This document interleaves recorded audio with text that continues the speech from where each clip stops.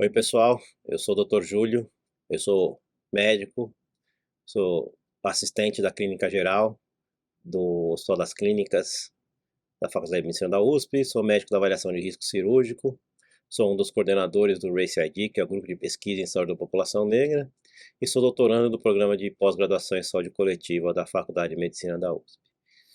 O programa de residência de clínica médica me pediu para falar um pouquinho sobre racismo na assistência à saúde, e eu vou tentar aqui dar para vocês o máximo possível de ferramentas para entender um pouco do racismo na assistência à saúde, o impacto disso tem na saúde e como é que a gente consegue combater a existência desse racismo na assistência à saúde. Então, a primeira coisa dessa aula é declarar meu conflito de interesses, e eu não tenho conflito de interesses para esta apresentação, a não ser eu ser um homem negro. E é importante me enxergar como homem negro, porque eu, sendo um homem negro, eu vejo diferente o que as evidências dizem sobre esse racismo, eu interpreto diferente, eu olho diferente porque eu imagino de causas, e eu olho um pouco diferente porque eu projeto de possibilidades de resolução. A ideia é falar um pouco de conceitos, então, para a gente chegar num ponto comum, conceituar minorias, preconceito, discriminação, raça e racismo, e dividir didaticamente. A gente vai ver que tudo isso é muito imbricado, mas dividir didaticamente racismo entre estrutural, institucional e interpessoal, e como é que isso impacta na assistência da saúde, e discutir aqui caminhos para o combate a esse racismo na assistência à saúde. A primeira coisa que eu queria falar um pouco de minorias ou grupos minorizados. Então, o grupo minoria, o termo minoria, ele quer dizer o termo de pessoas excluídas do processo de garantia de direitos básicos. E esse termo é um termo mais sociológico, e ele não necessariamente quer dizer número. Minoria, a gente pensa na ideia matemática de minoria, ele pensa em número, mas pode ser só grupos minorizados. São os grupos que na literatura você vai encontrar como subrepresentados. E esta minoria ou essa minorização podem ser por várias coisas. Por exemplo, étnicas como indígenas, sociais como homossexuais, religiosas, por exemplo, como o judaísmo ou candomblé, condições de saúde como portadores de deficiência, que a gente pensa todos em grupos que são minorias, ou em grupos minorizados mesmo, como negros no Brasil, como mulheres no Brasil, a gente pode considerar como grupos minorizados. Tá? Participar ou ser parte de uma minoria ou de um grupo minorizado é ser diferente. Se eu sou minoria numérica, eu sou diferente da maioria, ou se eu sou minoria dentro de quem representa, então mesmo que eu seja a maioria, quem tem poder, quem define coisas, acaba sendo maiorizado contra grupos minorizados. E ser parte de uma minoria ou de ser parte de um grupo minorizado é estar sujeito, é intrínseco de ser minorizado, é você estar sujeito a preconceito, discriminação, segregação e exclusão. E essas situações, elas impactam negativamente no cuidado à saúde, tá? De todas as minorias. A gente vai falar aqui da minoria especialmente racial negra, mas isso impacta na saúde de todas as minorias. E como eu falei, minorias são sujeitas a preconceito. E o preconceito está inserido em todos os círculos de interação humana. Então ele é um artifício usado para o convívio nos momentos em que defrontamos com aquilo que é desconhecido, diferente, não familiar. Então, por exemplo, eu vejo um cachorrão correndo para o meu lado e latindo, eu acho que ele vai me morder. O meu estereótipo desse cachorro é que ele vai me morder. Óbvio que depende da raça, depende do tamanho, depende etc, mas depende também de se eu conheço ou se eu não conheço esse cachorro. Se eu conheço o cachorro, pode ser que eu fique tranquilo. Se eu não conheço, eu não vou ficar tranquilo. Então esses preconceitos com o que eu não conheço, eles são inerentes. E a hora que eu levo isso para a sociologia, quando a gente leva para preconceitos sociais, a gente sabe que os nossos preconceitos eles são baseados em estereótipos.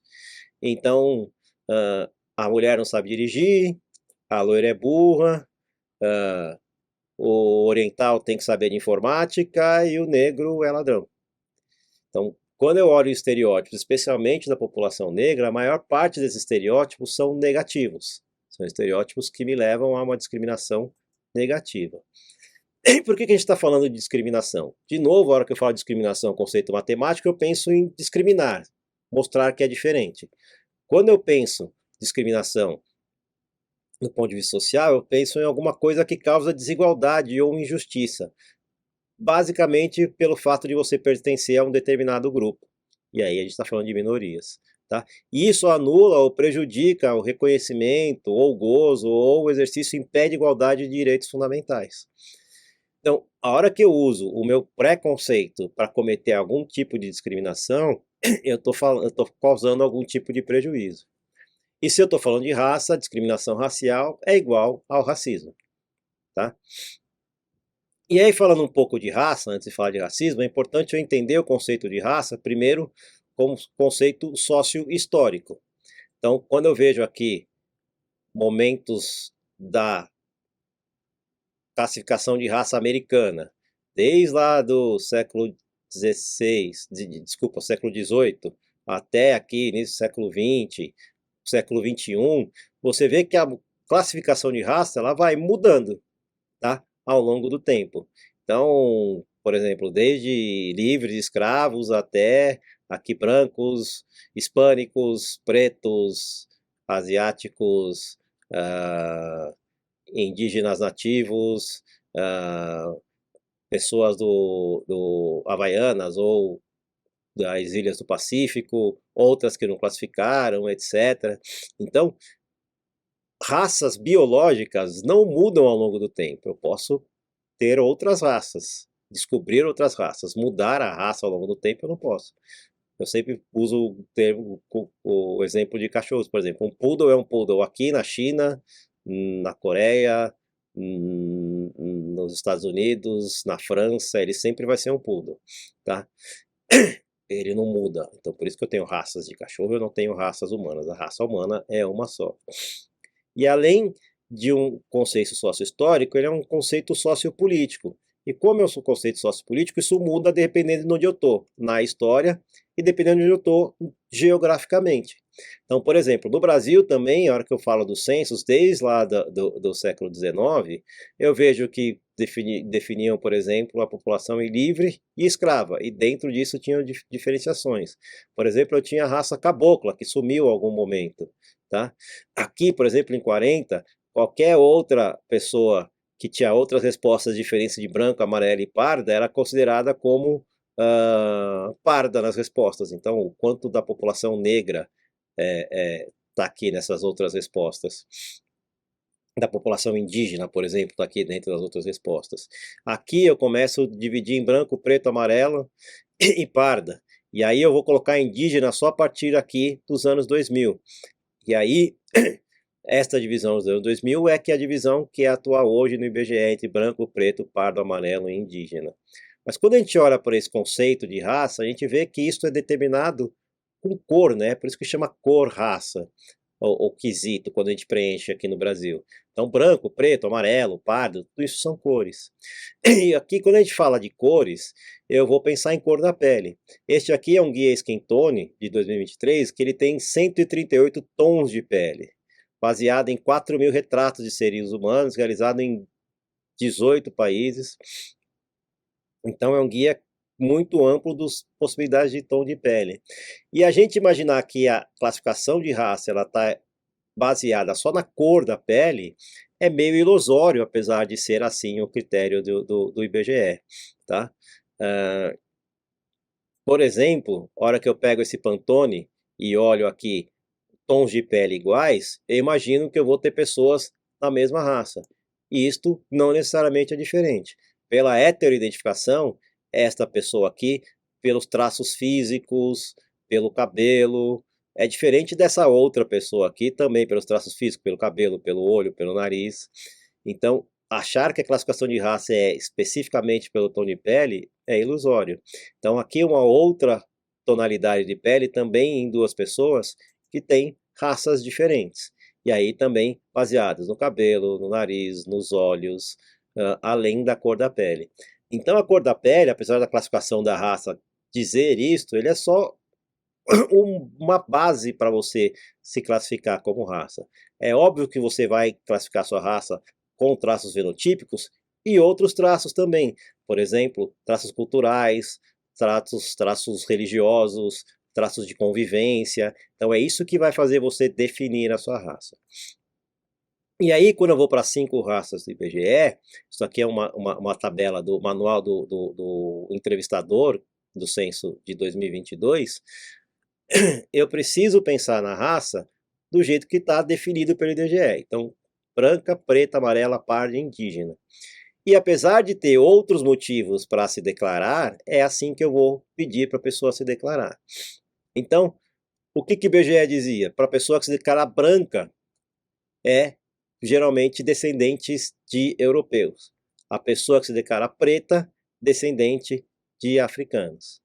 Tá? A pessoa que se declara de origem oriental é descendente de pessoas japonesas, chinesas, coreanas, etc. Para a pessoa parda, é a pessoa que se identifica com a mistura de duas ou mais opções aqui acima. E você vê que eu posso ter uma mistura diferente de pretos e brancos para definir pardos, né? O que do IBGE não fica muito claro. E aqui indígena, para a pessoa que se declara indígena. E aqui tem dois detalhes importantes. Quando a pessoa era amarela, como em outros censos anteriores, a categoria amarela apareceu muito para pessoas pardas, tá? E é uma ilusão a gente achar que a população tem uma segurança grande em se autodeclarar. Existia a pergunta, bom, a gente considera a pessoa amarela pessoa que tem origem oriental, você se considera de origem oriental?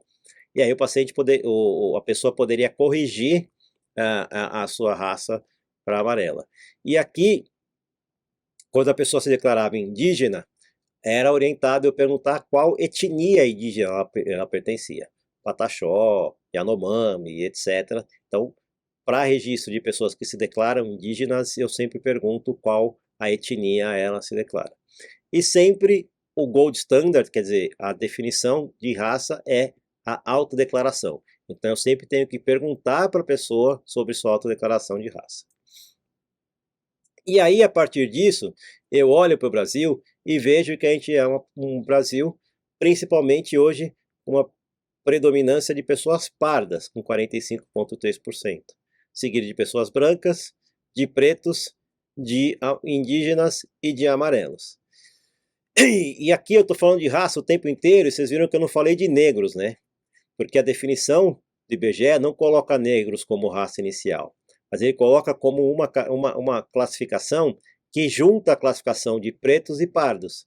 Então, quando eu junto pretos e pardos, eu defino a população negra. E nós estamos num país com 55% da população negra. Então, a gente tem um país de maioria negra. É o país com o maior número de pessoas negras fora da África, e se eu colocar a África no jogo, é um país com maior número de pessoas negras, exceto a Nigéria. E a gente vê que a gente tem um aumento de declaração de pessoas pretas e pardas ao longo do tempo. Qual que é a pergunta? Eu estou tendo mais nascimento de pessoas pretas, eu estou tendo mais miscigenação para ter mais pessoas pardas, ou eu estou melhorando a minha classificação, eu estou conscientizando as pessoas da sua pertença à população preta e parda e estou tirando o cunho negativo de pertença a essa população negra dessas pessoas, o que faz elas se autodeclararem melhor como pretos e pardos. Então essa é uma discussão. A outra coisa importante é que o Brasil não é o único, né? Eu tenho o Brasil muito diverso. E eu olho aqui especialmente para o sul e sudeste do Brasil, a concentração importante de pessoas brancas aqui em verdinho. Eu olho, por exemplo, para o norte, eu tenho uma concentração de pessoas indígenas aqui, principalmente nas regiões fronteiriças, tá? E eu olho aqui para algumas situações aqui no Nordeste e vejo a concentração de pessoas brancas. Eu olho, por exemplo, para Salvador, que é a capital mais negra do Brasil, 80% de pretos e pardos, aqui em Maranhão também, com alguma concentração, mas um Brasil predominantemente de pessoas pardas, tá? Especialmente Norte, Nordeste e Centro-Oeste. Então é um Brasil que é diferente. E você vai ver que culturalmente esta declaração também pode ser diferente, independente do lugar que você está. Mas, aí quando eu olho para trás, a gente tem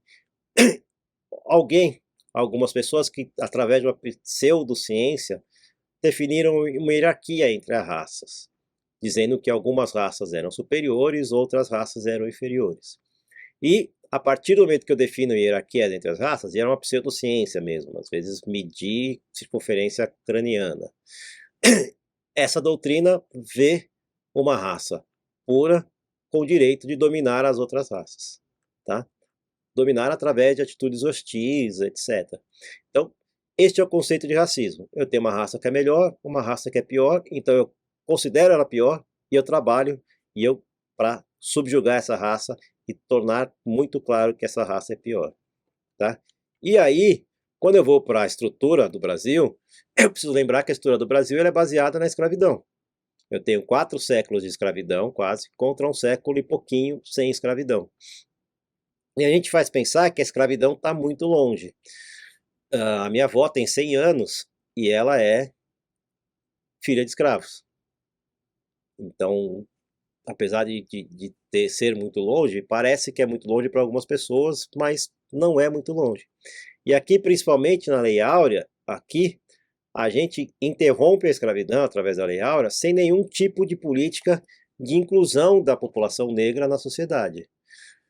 Nem com renda, nem com emprego, nem com educação, nem com nada. Simplesmente eu defino que acabou a escravidão sem nenhum tipo de ação. Diferente da ação que se teve, por exemplo, quando a gente foi falar de imigração. Então, existiu uma política governamental que estimulou a imigração, e nesse estímulo à imigração, os imigrantes ganhavam terras, sementes para plantar, algumas propriedades, financiamento. Nada disso foi ofertado à população negra. Então, essas políticas de inclusão dos imigrantes foram as primeiras políticas de inclusão que a gente teve no Brasil e não foram voltadas para a população negra. Mas aqui em 1934, eu tenho na Constituição que os negros têm direito ao voto. E apesar de outros locais da Constituição eu manter a eugenia, quer dizer, essa ideia de que eu tenho uma hierarquia entre as raças, por exemplo, na educação e outros itens, quando eu dou direito aos votos aos negros, apesar que precisava ter propriedade, precisava estar alfabetizado, etc., alguns critérios aqui, eu falo que todos são iguais perante a lei. E a partir de eu ser iguais perante a lei, eu deixo de discutir direitos civis da pessoa negra no Brasil. Isso contrasta muito, por exemplo, com as leis de Jim Crow ou com a regra da One Drop Rule, a regra da uma gota, que qualquer ascendência negra nos Estados Unidos, você perdia os direitos civis. E aqui a gente fala um racismo mais genotípico, né? Um racismo de ascendência, e diferente, por exemplo, do apartheid, que é um racismo de marca, mas também tem pouca miscigenação, onde os negros também eram completamente apartados, então separados, segregados dos brancos. Também parece longe, mas aqui a regra da uma gota, a última vez que ela foi usada num julgamento nos Estados Unidos foi em 1980. Eu já era nascido há alguns anos. E aqui, quando eu falo do apartheid, o apartheid deu fim em 91. E em 91 eu já trabalhava, por exemplo. Então isso é muito próximo da gente, é óbvio que eu tenho resquícios disso na nossa sociedade. Sociedade que, pelo jeito que ela foi formada, traz uma pirâmide social muito próxima da pirâmide social da época da escravidão. E por que eu preciso falar de racismo na assistência à saúde? Então a primeira resposta é, primeiro, a população negra tem piores desfechos de saúde. Por que a população negra tem pior desfecho de saúde? É pouco discutido e principalmente não adequadamente discutido. E se eu discutir melhor isso, compreender melhor esses motivos, possivelmente eu consigo melhorar os desfechos em saúde da população negra. Aqui eu vou começar com nascimentos, e aqui é uma corte retrospectiva de 19 milhões de nascimentos no Brasil. E eu mostro que eu tenho um risco quase 2 vezes maior de óbito de filhos de mães indígenas, 40% maior em filhos de mães pretas e 20% maior em filhos de mães pardas, abaixo de 5 anos. De 1 a 4 anos eu tenho aqui quase 4 vezes maior risco de óbito de mães indígenas, 50% a mais risco de óbito de filhos de mães negras e 30% a mais de óbito em filhos de mães pardas. E aqui, óbitos abaixo de 1 ano, 80% maior número de óbitos em filhos de mães indígenas, 40% quase em filhos de mães pretas e 20% quase em filhos de mães pardas. Tá? Quando eu olho por que morrem essas crianças, elas morrem de coisas que teoricamente não deveriam morrer. Então, por exemplo, diarreia. Um filho de mãe indígena tem 14 vezes mais chance de morrer de diarreia do que um filho de mãe branca. Um filho de mãe preta tem mais de 70% mais chance de morrer de diarreia do que um filho de mãe branca. Um filho de mãe parda tem quase 80% de chance a mais de morrer do que um filho de mãe branca. Quando eu vou para gripe e pneumonia, um filho de mãe indígena tem mais de 6 vezes mais chance de morrer de pneumonia do que um filho de mãe branca. Um filho de mãe preta tem quase 80% de chance a mais de morrer de gripe e de pneumonia do que um filho de mãe branca. E um filho de mãe parda tem 60% de chance a mais de morrer do que um filho de mãe branca. E quando eu falo de desnutrição, a coisa é pior ainda. Um filho de mãe indígena tem 16 vezes mais chance de morrer de desnutrição do que um filho de mãe branca. Um filho de mãe preta tem mais de 2 vezes chance de morrer de desnutrição do que o filho de mãe branca, e o filho de mãe parda tem mais de 2 vezes chance de morrer de desnutrição do que o filho de mãe branca. Quando eu vou para adolescentes, por exemplo, eu escolhi aqui falar de uma coisa que eu não vou aprofundar muito, mas que é muito importante. Jovens e adolescentes negros, eles tiveram a sua taxa de suicídio crescendo nos últimos anos, tá? E esta taxa ela é 45% maior em adolescentes e jovens negros se eu comparo eles com jovens brancos. Então, a gente está falando da infância, a gente está falando de adolescência e juventude. Quando eu vou para a idade adulta, eu tenho aqui um conjunto de morbidades mostrando maior carga de doença em adultos negros. Então, adultos negros têm mais hipertensão, mais obesidade, mais diabetes, mais doença cardíaca isquêmica, mais doença cardíaca congestiva, mais enxaqueca, mais depressão, ansiedade, mais doenças articulares. Isso aqui mostrado pelo ELSA Brasil, que é um estudo de corte prospectiva, a gente vai falar bastante dele, com 14 mil funcionários públicos, de alguns estados do país, e que vai acompanhando esses pacientes ao longo do tempo, tá? Mas ele mostra também, esse ELSA, que algumas doenças são mais comuns na população branca. Por exemplo, dislipidemia, por exemplo, doença renal, cirrose hepática, DPOC, câncer. E aí a minha pergunta é, por que será que nessas outras morbidades eu tenho mais na população branca? E vocês vão ver que tem a ver com acesso, por exemplo, porque provavelmente a população negra tem morte precoce por câncer e por cirrose.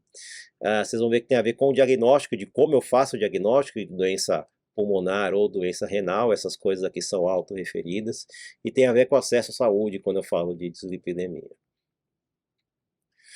E aí, quando eu divido por número de morbidades, eu vejo que independente do corte que eu faço, 2 ou mais morbidades, 3 ou mais morbidades, 4 ou mais morbidades, 5 ou mais morbidades, 6 ou mais morbidades dessas estudadas no ELSA, eu vejo que para todos esses recortes, eu tenho mais morbidade na população preta e parda do que na população branca, mesmo quando eu ajusto isto para sexo e para idade. Além disso, o ELSA me mostra ainda que além da população negra ter mais doente, ela continua adoecendo mais. Então, quando eu olho aqui nesse boletim soltado pelo ELSA, eu vejo que depois de 4 anos, quando eu volto para ver esses pacientes, eu tenho uma incidência de novos casos de obesidade que é 4 vezes maior na população preta e pardo quando eu comparo com a população branca. E quando eu olho para casos de hipertensão novos nesse segmento, eu tenho novos casos de hipertensão numa incidência muito maior na população preta e parda do que quando eu comparo na população branca. Então, a população mais doente na infância, mais doente na juventude, mais doente na idade adulta, e uma população que sabe que é mais doente. Aqui nessa pesquisa nacional de saúde, quando eu comparo a autoavaliação de saúde como boa, eu tenho uma porcentagem muito menor de pessoas pretas ou pardas colocando sua saúde como boa comparado com pessoas brancas. E quando eu vou olhar, ao longo do tempo, a autoavaliação de saúde vem piorando na população negra. Se eu for mulher negra, isto ainda é pior.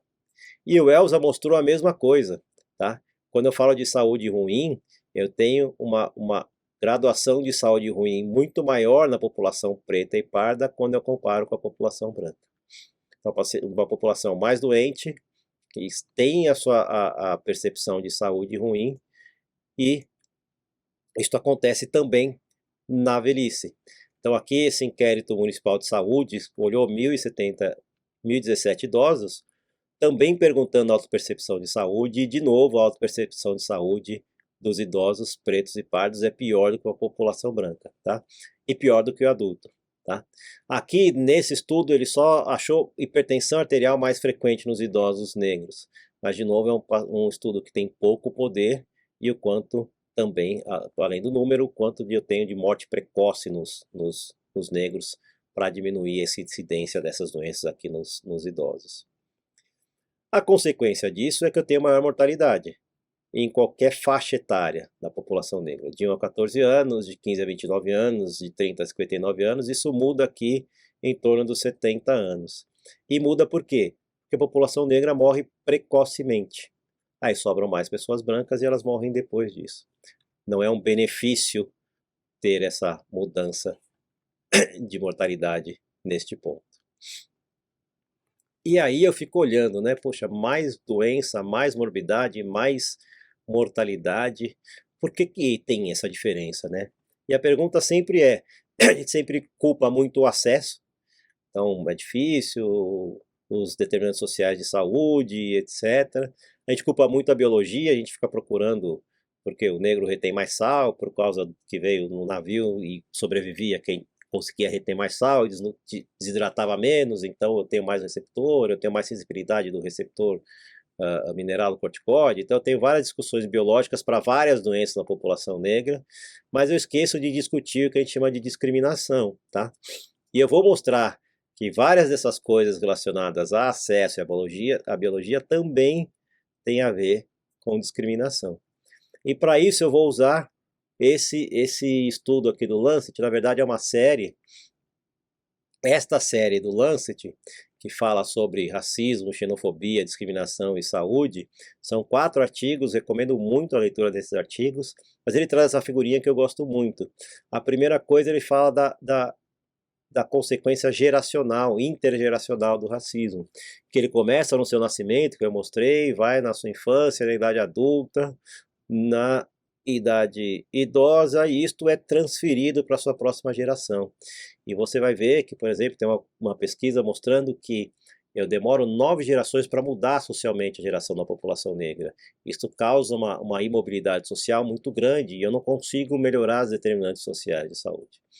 Aí ele vem falar do racismo estrutural, e que isso está no cerne, no centro de todas as inequidades em saúde. Fala do racismo institucional, que está aqui no manto, né? E que é impactado pelo racismo estrutural, e fala um pouquinho do racismo interpessoal, que está aqui na superfície, que também é impactado pelo racismo estrutural e pelo racismo institucional. A gente vai falar um pouquinho desses 3 tipos de racismo, para vocês entenderem um pouco como é que isto funciona. Então, começando pelo racismo estrutural, a gente fala aqui sobre, por exemplo, esse diagrama aqui da Conferência Mundial de Determinantes Sociais de Saúde, falando de várias coisas de determinantes de saúde, política, administração, valores e normas culturais, sociais, gênero, ocupação, rendimento. E aqui etnia e raça entra só como um fator no meio de tudo isso, sistema de saúde, comportamentos, fatores biológicos, etc., levando à saúde e ao bem-estar. Quando a gente olha isso, parece que a raça tem um impacto pequeno, né, ou uma importância pequena, e eu coloco isso no meio de um monte de outros determinantes sociais de saúde. Será que é assim que funciona? Eu vou usar aqui esse modelo proposto por Dahlgren e Whitehead, falando de determinantes sociais de saúde, e ele fala um pouquinho aqui sobre educação, sobre água e esgoto, desemprego, serviço de saúde, habitação, condições de trabalho, e como isso determina a saúde, tá? Então, se eu olhar aqui para o censo de IBGE de 2022, eu vejo que analfabetismo, por exemplo, é mais do que o dobro da população preta e parda quando eu comparo com a população branca, apesar do analfabetismo estar diminuindo em todas as populações, em todas as raças, tá? Quando eu olho aqui para essa pesquisa de amostra Nacional de Domicílios Contínua, que a gente chama de PNAD contínua, eu vejo que a taxa de conclusão de ensino médio ela é menor na população negra do que na população branca. E a taxa de quem está na escola, no ensino médio, na idade que deveria estar, e por consequência a conclusão na idade que deveria concluir, é bem menor na população negra do que na população parda. Muitas vezes a população negra começa a trabalhar, vai para a força de trabalho antes de estudar, acaba estudando depois, estudando de uma maneira diferente, não seguindo o caminho que a gente considera o caminho habitual ou planejado para a educação. Quando eu falo de moradia, por exemplo, eu tenho o dobro de pessoas pretas e pardas morando em moradia sem documentação quando eu comparo com pessoas brancas. E onde está a moradia sem documentação? Está na beirada de rio, está nas comunidades, nas favelas, está em locais do interior que são esmos, né, que são distantes, longínquos. E quando eu olho a proporção de domicílios que tem coleta direta de lixo, por exemplo, ela é menor em municípios onde moram pessoas pretas e pardas. Quando eu falo de esgoto, então é bastante menor ainda, bem menor quando eu falo de população de pessoas pretas e pardas. E quando eu falo ainda de abastecimento de água, também é menor na população preta ou parda. A gente vê que as condições de moradia também são ruins. A renda, eu vejo que a renda ela é pior na população preta, aqui desemprego, desculpa, ela é pior na população branca do que na população preta e parda. E a gente olha aqui esse gráfico, isso independe de quanto você estudou. Quando eu tenho o ensino superior completo, a taxa de desocupação e desemprego também é pior na população preta e parda. E aí quando eu olho para rendimento, eu tenho o dobro do rendimento de homens brancos comparados com homens e mulheres negras, tá? E aí, quando eu vou olhar o rendimento de novo por grau de instrução, eu vejo que o rendimento é diferente, independente do grau de instrução. E quanto maior o meu grau de instrução, maior percentualmente é essa diferença de rendimento, tá?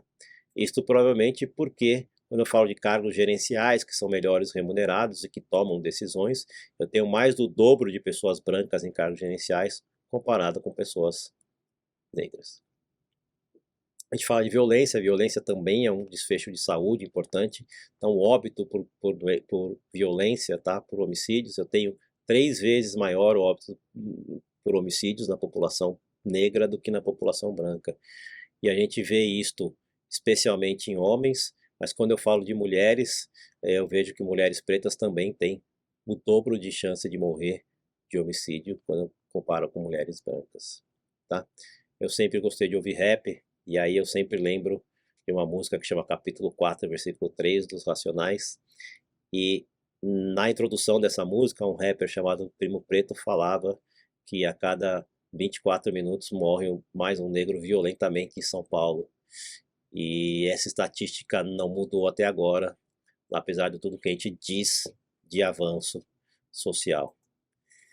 Então, quando eu olho para os determinantes sociais e o racismo, eu olho que isto impacta em desfecho de saúde, e eu acho que ninguém tem dúvida disso. A pergunta é, como é que esses determinantes sociais de saúde foram distribuídos tão diferentes assim entre as raças? Por que a população negra tem esses determinantes de saúde tão piores?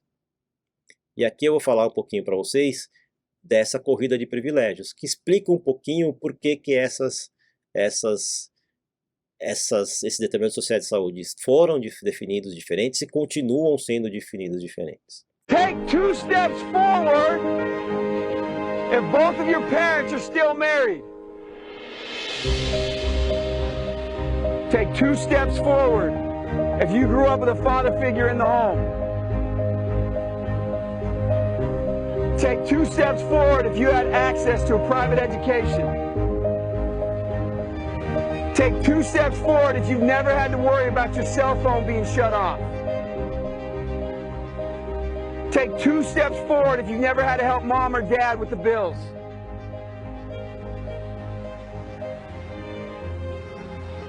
Take 2 steps forward if you never wondered where your next meal was going to come from. I want you guys up here in the front just to turn around and look. Every statement I've made has nothing to do with anything any of you have done. Has nothing to do with decisions you've made. We all know these people up here have a better opportunity to win this $100.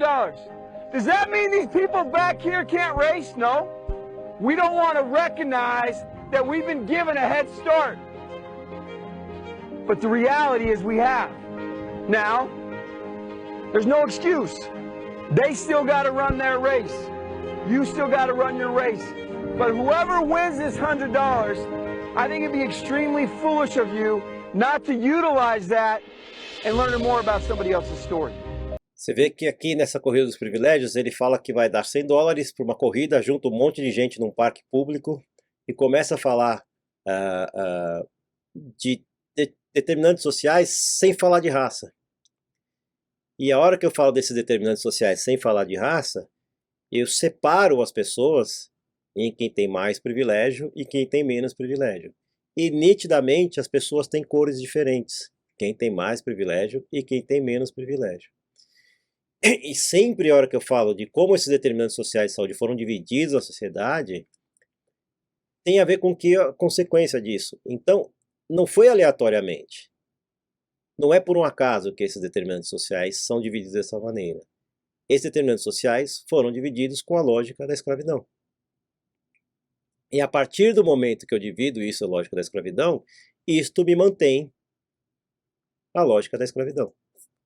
E aí, quando eu olho para esses determinantes sociais, eu não posso colocar a raça como só mais um desses determinantes sociais. Eu preciso chamar isso pelo nome que ele tem, que é racismo estrutural. E é óbvio que a gente tem a interseccionalidade com capacitismo, transfobia, homofobia, machismo, mas o racismo sempre vem na frente. É muito diferente você ser um homossexual, por exemplo, preto ou branco. E o racismo impacta todo esse acesso a determinantes sociais de saúde. E aí, por exemplo, quando a gente quer publicar um artigo e eu coloco um artigo, o impacto do racismo sem correção de determinantes sociais de saúde, alguém vira e fala, mas isso é social, isso não é racismo. E a minha resposta é sim, isso é racismo estrutural. E isso precisa levar em conta, é importante que esse número esteja explícito sem correção numa publicação. Tá? Muito bem. O racismo estrutural é sempre estrutural, ele não chegou na nossa sociedade como uma doença, como um fenômeno patológico, não vem um racismo vírus e transformou a nossa sociedade do jeito que ela é. Ela sempre foi assim, ela foi pautada, alicerçada nisso. E ela impacta nas relações políticas, econômicas, jurídicas, sociais, familiares, em todas as maneiras, tá? E ela também vem pautada no que a gente chama de branquitude, eu vou falar bem pouco disso lá no finalzinho, um pouco do colonialismo e patriarcado, mas isso não é uma coisa para a gente discutir neste momento, tá? Mas mesmo assim, quando eu olho para o racismo e desfecho de saúde e corrijo para os determinantes sociais, eu ainda tenho outros efeitos que parecem ser diretos do racismo, mesmo corrigindo. Lembra que eu corrigi alguns dos dados que eu mostrei para você para os determinantes sociais, ainda piorando o desfecho de saúde. E eu preciso entender um pouquinho por que isso acontece. Tá? E eu vou um pouquinho falar agora de racismo institucional. E como é que o racismo institucional impacta nos cuidados em saúde. A pergunta é quem são as instituições, né? Então as instituições são determinações criadas pelos homens que tutoram nossas interações políticas, econômicas, sociais, etc. Tá? E essas determinações, elas podem ser formais. Então pode ter as coisas de leis, de direito de propriedade, pode ter a escola, hospital, a igreja, etc. Família, e podem ser informais, que são tradições, que são códigos sociais de conduta, que são costumes, e que também estão dentro da regra do jogo, que está instituído. Essa institucional não é só da instituição, mas a instituição é aquilo que está instituído. Então essa regra do jogo, que está instituída, tem a ver muito com códigos não escritos. Então faz parte do jogo eu ter uma elite branca e uma classe social mais baixa, mais negra. Faz parte do jogo eu não ter acesso de pessoas negras a alguns estabelecimentos, a alguns lugares. Faz parte do jogo um código de vestimenta quando eu vou numa aula, numa igreja, num culto, numa manifestação. Então, tem a regra do jogo que está instituída, mas que não está tão escrita em lugar nenhum. Mas são códigos sociais de conduta que estão lá. E quando eu olho para esses códigos sociais de conduta, está determinado para a população negra que ela tem espaços que são espaços segregados, diferentes, menores, com menos acesso. Tá? Como é que eu olho isto? Então vou perguntar para vocês como é que a gente enxerga o racismo institucional. A pergunta é: a cor da pele influencia na contratação para empregos? A cor da pele influencia na abordagem policial, em como a polícia aborda a pessoa?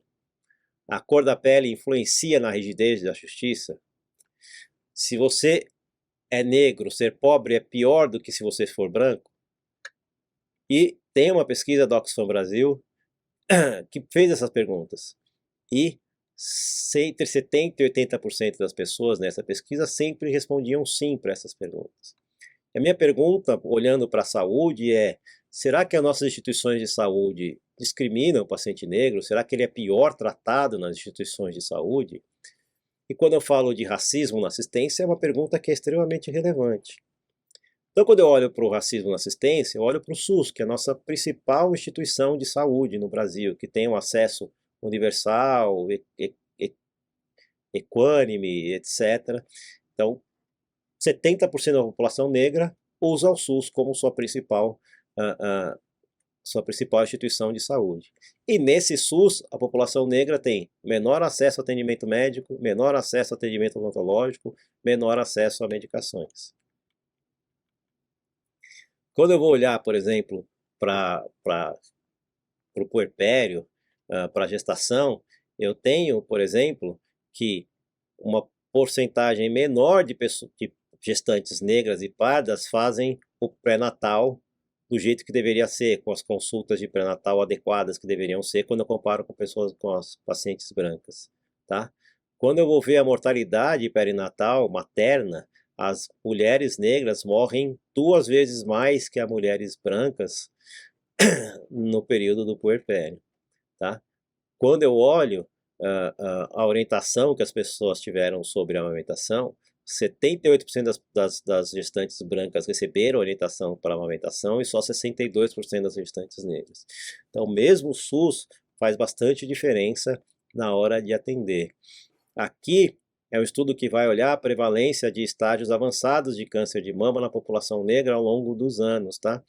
E aí, quando eu comparo com a população branca, a população negra, mesmo ajustada para determinantes sociais de saúde, tem uma chance maior, 45% maior, de descobrir o seu câncer de mama em estágios avançados, tá? E quando eu olho para a população parda, também eu tenho uma chance maior de descobrir o tumor em estágios avançados. Então, também tem a ver com acesso, com o racismo estrutural, mas tem a ver com o racismo institucional, porque a nossa instituição de saúde, o nosso SUS, escolhe definir que, por exemplo, os espaços terciários de acesso à saúde, os instituições de alta complexidade, quando eu separo por quistis de renda, eu tenho muito mais, em várias cidades do Brasil, muito mais próximos de pessoas do quistil de renda maior, acessíveis a espaço de saúde, quando eu comparo com pessoas de quintil de renda pior. Então eu demoro sempre mais tempo para chegar, estou falando só de distância, tá? Então de quem é perto a alta complexidade? É perto dos médicos que vão trabalhar. Da população não é tão perto. A população que precisa, principalmente a população com renda menor, não está tão perto, então dificulta o acesso a serviços de alta complexidade no SUS, tá?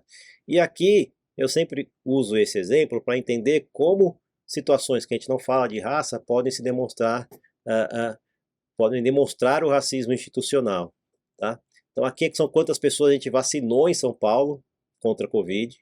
E aqui eu estou falando de 1,7 milhão de pessoas brancas contra menos de 1 milhão de pessoas negras, então tem uma diferença de vacinação. E essa diferença provavelmente é por causa do racismo institucional. Eu quero que vocês acompanhem o meu raciocínio.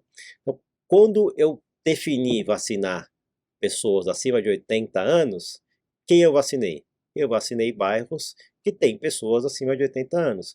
E eu fui depois, 80, 75, 70, etc., a cada 15 dias para vacinar pessoas, as pessoas contra o Covid.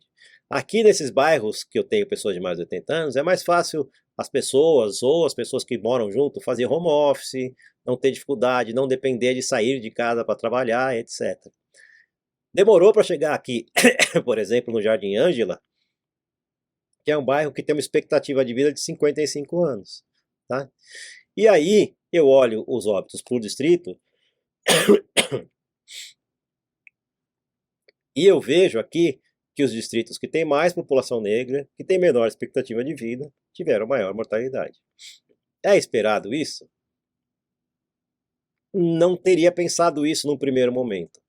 Mas a hora que eu olho a mortalidade de Covid desagregado para o raça e cor, onde homens pretos têm uma mortalidade muito maior que homens brancos e mulheres pretas têm uma mortalidade muito maior que mulheres brancas, eu precisava fazer um recorte racial aqui. Eu precisava olhar para a raça aqui e entender que talvez eu precisasse fazer alguma coisa diferente nesse critério de vacinação. O que eu fiz foi não olhar para a raça. A hora que eu não olho para a raça, chega a segunda onda e eu continuo com uma mortalidade maior de homens pretos comparado com homens brancos e maior de mulheres pretas comparadas com mulheres brancas. Então, este é um retrato de um racismo institucional, que as instituições provavelmente não perceberam, as pessoas que fazem parte das instituições provavelmente não perceberam, e a gente ficou aqui, nesse racismo institucional, procurando a biologia, procurando receptor inibidor da ECA na via aérea superior ou inferior das pessoas negras para justificar por que elas morriam mais. Tá? E aqui, quando eu olho para a pesquisa, eu posso dar o exemplo da Nature aqui, dizendo que sim, fazendo meia-culpa de que ela contribuiu para o legado discriminatório da ciência. E que sim, acabar com o racismo na pesquisa é uma chave para fazer uma melhor ciência. Tá? E que os cientistas, a ciência no geral, precisa ouvir, aprender e mudar. E aí não adianta só ouvir e falar, legal, poxa, você tem razão, não conheci esses dados, poxa, interessante. Se você não aprender isto e principalmente se você não fizer alguma coisa para mudar. Tá? Então precisa mudar o jeito que a gente olha isso. Lembrar que principalmente nos Estados Unidos a relação com a ciência da população negra vem, por exemplo, de nomes como James Marion Sims, que foi presidente da Associação Médica Americana, que foi pai da ginecologia moderna, que desenvolveu a técnica cirúrgica de correção de fístula vaginal. E como é que ele desenvolveu isso? Só nessas 3 escravas aqui, a Narsha, a Betsy e a Lucy, ele fez 30 procedimentos cirúrgicos, sem consentimento, sem anestesia. Além disso, ele operou vários outros escravos antes de virar presidente da Associação Americana, da Associação Médica Americana. Mas isso está longe, né? Século XIX, ainda, logo depois da abolição da escravidão. Será que é assim mesmo? Então vou lembrar para vocês o experimento de Tuskegee, tá?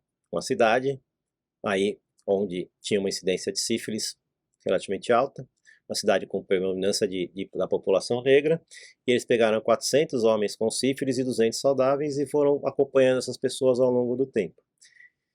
E faziam propaganda, tá? Que tinha exame de sangue grátis, tratamento grátis, e o tratamento era esfregar mercúrio na pele das pessoas, como se mercúrio não fosse tóxico, tá? Falava para trazer sua família, todo mundo, etc. E aí em 1943 a gente tinha penicilina disponível. E mais, já se sabia que a sífilis poderia ser tratada com penicilina. Usaram penicilina nesses pacientes? Não.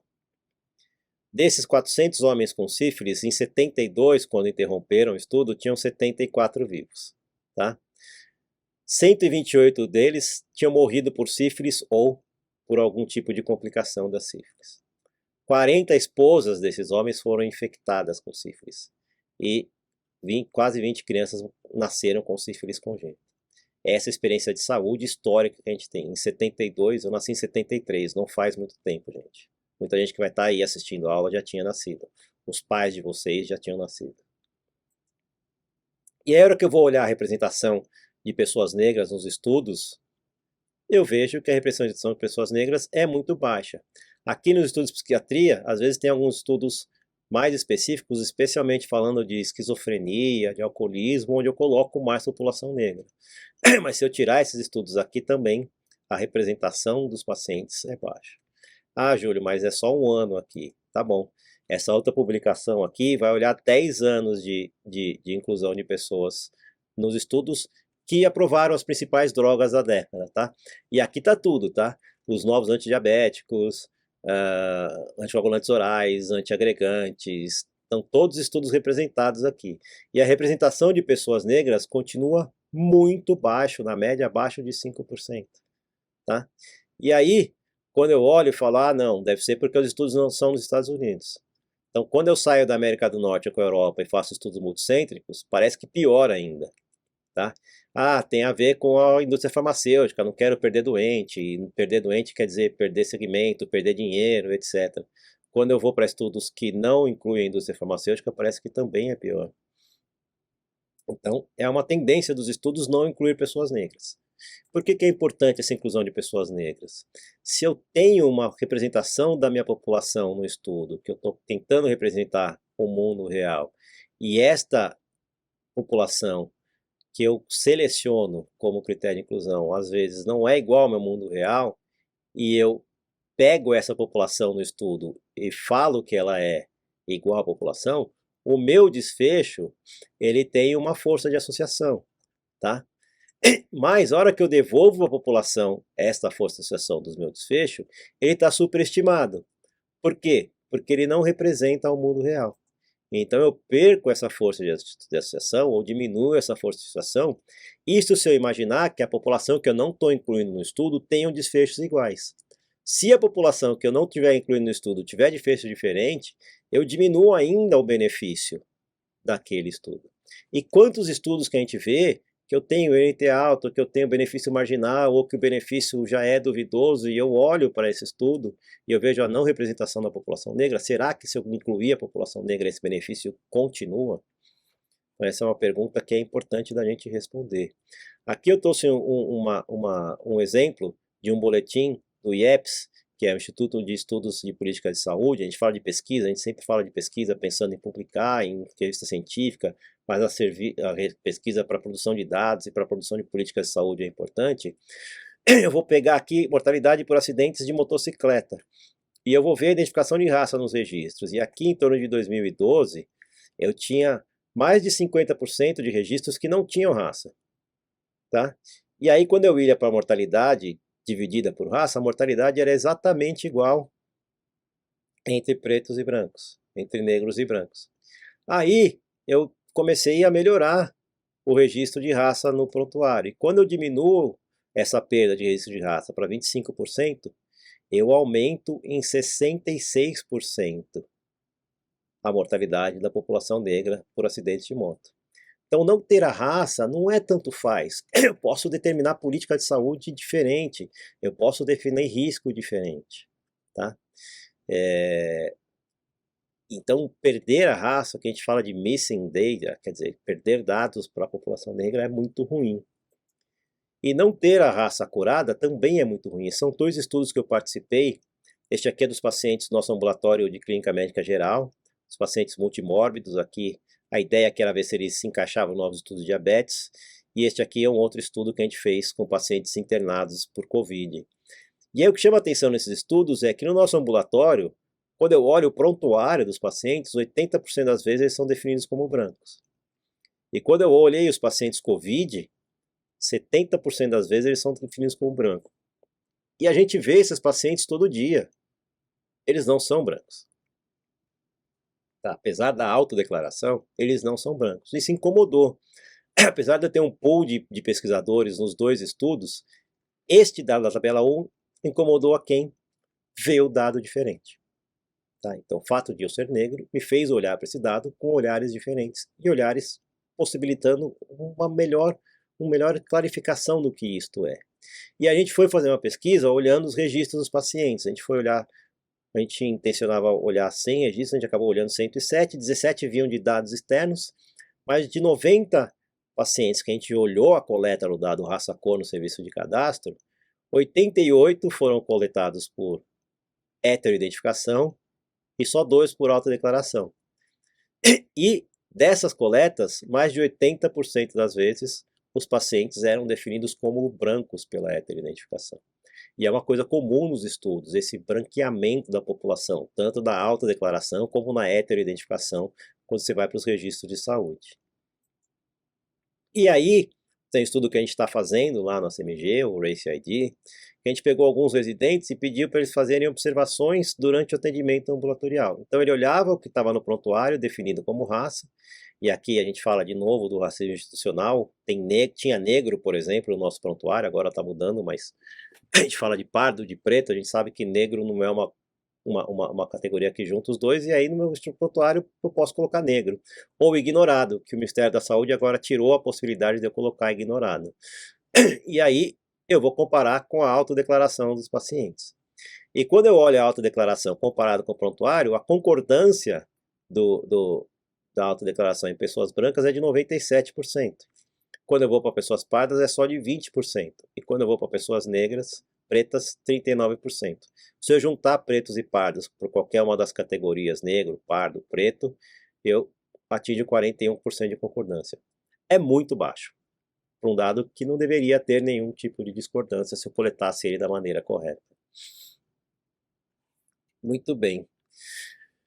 Mas quem vai pensar nisso, né? Quem vai pensar nessa inequidade, nessa possibilidade de pesquisa? Aqui, professores universitários no Brasil, entre pretos e pardos em 2012 eu tinha em torno de 14%. Em 2019 eu aumentei para 17%.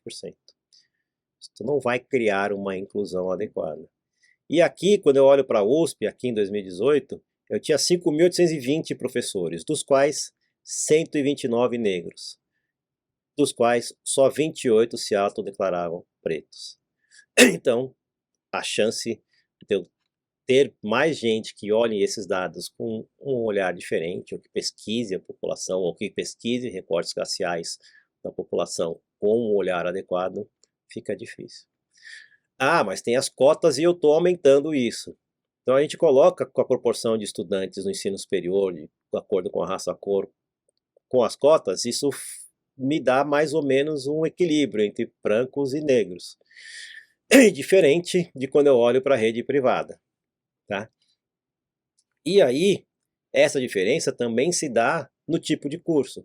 Eu tenho acesso mais a cursos menos procurados do que a cursos tradicionais. Quando eu separo por cursos tradicionais, mesmo na rede na rede pública onde há cota, eu ainda mantenho uma diferença entre pretos e pardos. E aí, olhando aqui, isso aqui é a pesquisa do Mário Schaeffer da demografia médica, aqui eu olho quanto de pretos e pardos eu tinha formandos na graduação por ano. E aí eu vou subindo aqui, em 2012 começam as cotas. O que eu imaginei? Que eu ia deslocar essa curva aqui, essa barra azul claro de brancos para a esquerda e aumentar a barra de pretos e pardos, azul escuro e verde e indígenas para aqui para a esquerda também. E o que acontece é que hoje hoje não, mas em 2019 o número de formandos ainda é, depois de 7 anos das cotas, muito parecido com o número de formandos de antes das cotas. E a gente fica perguntando por quê. Porque eu tive um boom de vagas de escolas médicas em instituições particulares. E instituições particulares não têm política de inclusão. Existem políticas governamentais de FIES, ProUni, etc. Mas política das próprias instituições são muito pontuais e muito raras. E com esse aumento exponencial de vagas no ensino particular, adivinha quem entra mais? Então essa aqui é a PNAD contínua de 2020, mostrando que na medicina eu tenho mais do dobro de pessoas entrando, se matriculando em medicina, pessoas brancas do que pessoas negras. Em psicologia, igual. Em odontologia, quase igual. Em direito, quase igual. Então a gente vê que este cenário aqui tende a não mudar, quiçá não piore ainda no futuro. só falando das cotas, lembrar que o desempenho de alunos cotistas ele é exatamente igual ao desempenho de alunos que a gente fala de entrada por livre concorrência, tá? Isso eu trouxe aqui um exemplo de Campinas, mas a gente tem várias publicações da Universidade Federal do Rio de Janeiro, Estadual do Rio de Janeiro, a Universidade de Brasília, todos mostrando desempenho muito parecido entre alunos entrando por cotas ou por livre concorrência. Mas a gente tem um problema de permanência. Aqui nessa Universidade de Brasília, metade dos alunos, um pouco menos da metade dos alunos, concluiu a graduação quando eles entraram por cotas. E a gente sempre pensa na permanência financeira, né, na permanência material. Então eu fico pensando coisas em dar o computador, em dar comida, em dar moradia, etc. Mas tem uma permanência que a gente tem olhado pouco, que é a permanência simbólica. O aluno entra aqui, não vê ninguém como ele, o aluno entra aqui e olho para ele como alguém que estivesse roubando vaga de alguém, que ele não tivesse meritocracia, que ele não tivesse o direito de estar ali, que ele não tivesse mérito, desculpa, que ele não tivesse o direito de estar ali, e aí este aluno ele acaba se sentindo não pertencente. E é isto também junto com a permanência material é que mantém ou que tira o aluno da universidade. Aqui só para exemplificar alguns algoritmos que usam a correção por raça no ensino, e eu tenho desde mortalidade por ICC, em cirurgia cardíaca, taxa de filtração glomerular, rejeição de transplante, parto vaginal, cálculo renal, infecção urinária em crianças, sobrevida de câncer coloretal, risco de câncer de mama, risco de osteoporose ou de fratura osteoporose, prova de função pulmonar. E esse artigo aqui, que saiu em 2010, ele fala de todos esses algoritmos e quais as preocupações que eles têm com relação à equidade. Mas agora em 2024 saiu uma meta-análise muito bonitinha, falando de vários algoritmos de assistência médica e quais os efeitos que eles têm na equidade, nas disparidades. Aqui ele usou primeiro de 17 estudos retrospectivos. Ele olhou para esses estudos e viu que 5 estudos têm redução da disparidade. Por exemplo, risco de câncer de próstata diminuindo biópsia desnecessária, risco de transplante renal melhorando fila de transplante, etc. E 11 estudos que perpetuavam a disparidade racial. Por exemplo, risco de abuso de opioide. E aí, muitas vezes, o que é interessante é que nem sempre a raça está no meio do algoritmo. Mas quando eu olho o que o algoritmo define para eu fazer, ele me define diferente se eu sou negro ou se eu sou branco. Então, essa disparidade baseada em outros aspectos que não exatamente a raça podem me levar à inequidade no cuidado da saúde. E essa meta-análise viu outros 49 estudos, todos eles, a maior parte com modelagem, removendo, adicionando, substituindo, alterando uma variável, modificando o jeito de fazer a análise, e viu que nesses 49 estudos a maior tendência é disso minimizar as disparidades no cuidado à saúde. Então, é bem interessante a gente olhar para os próximos algoritmos, entender se vale a pena ou se não vale a pena ter correções para raça, ou entender o que eles falam de raça. E muitos desses algoritmos baseados numa ciência ruim, por exemplo. Aqui, a taxa de filtração glomerular estimada pelo cálculo pelo MDRD aumenta em 21% a taxa de filtração glomerular. Tá? A conta faz com que eu aumente o número em 21% quando eu comparo com pessoas brancas. E aí isso é baseado num estudo que tem 12% de pessoas negras no estudo. Tá? Tinha 7,8% de pessoas asiáticas ou hispânicas, e ninguém fala sobre este cálculo, se precisava incluir, se não precisava incluir, etc. Isso implica em caminhamento para o nefrologista, dosagem de antibióticos, uso de contraste, fila de transplante, como é que eu planejamento da diálise, se eu incluo ou não incluo ensaio clínico. CKD-EPI talvez melhore aqui em 2011, que eu tenho 30%, mas a minha corte de validação só tem 9%. Será que essa evidência é robusta demais? Será que isso me causa inequidade? Tá? Então, na hora que eu olho aqui, por exemplo, de não usar a correção para raça de taxa de aglomeração glomerular, eu aumento quase 1 milhão de diagnósticos de doença renal crônica em pacientes dos Estados Unidos. Tá? Eu passo uma prevalência de 5,8 para 10,4. E aí eu começo a tratar precocemente e melhoro a população que estava excluída, porque eu aumentava a taxa de filtração glomerular dela pela conta, pela correção só, em 15 ou 20%. Tá? Então isso melhora o cuidado, diminui a equidade. Não sei se vocês sabem, a prova de função pulmonar também é corrigida pela raça. E quando a gente vai avaliar o que faz essa correção da raça, de novo, a correção para melhorar a função pulmonar, é, através de um número na conta, eu tenho um número menor de doenças pulmonares obstrutiva e não obstrutiva na população negra. Então isso me retarda início de diagnóstico e início de tratamento. Eu tenho menor gravidade do DPOC. Então, de novo, a gente sabe que o tratamento do DPOC depende da gravidade. Menor gravidade, se eu trato com menor gravidade, o paciente tem maior gravidade, mais sintoma, pior desfecho. Tá? E menor pagamento de auxílio saúde, menor afastamento por invalidez, quando eu comparo com a população branca. Então a população branca recebe mais por afastamento para características de doença iguais. E quando eu olho para a fila de transplante, se eu fosse tirar a correção da função pulmonar da raça, eu mudo 88% da fila de transplante. Sempre melhorando em média 21 posições de negros e asiáticos e diminuindo a posição na fila de brancos e hispânicos.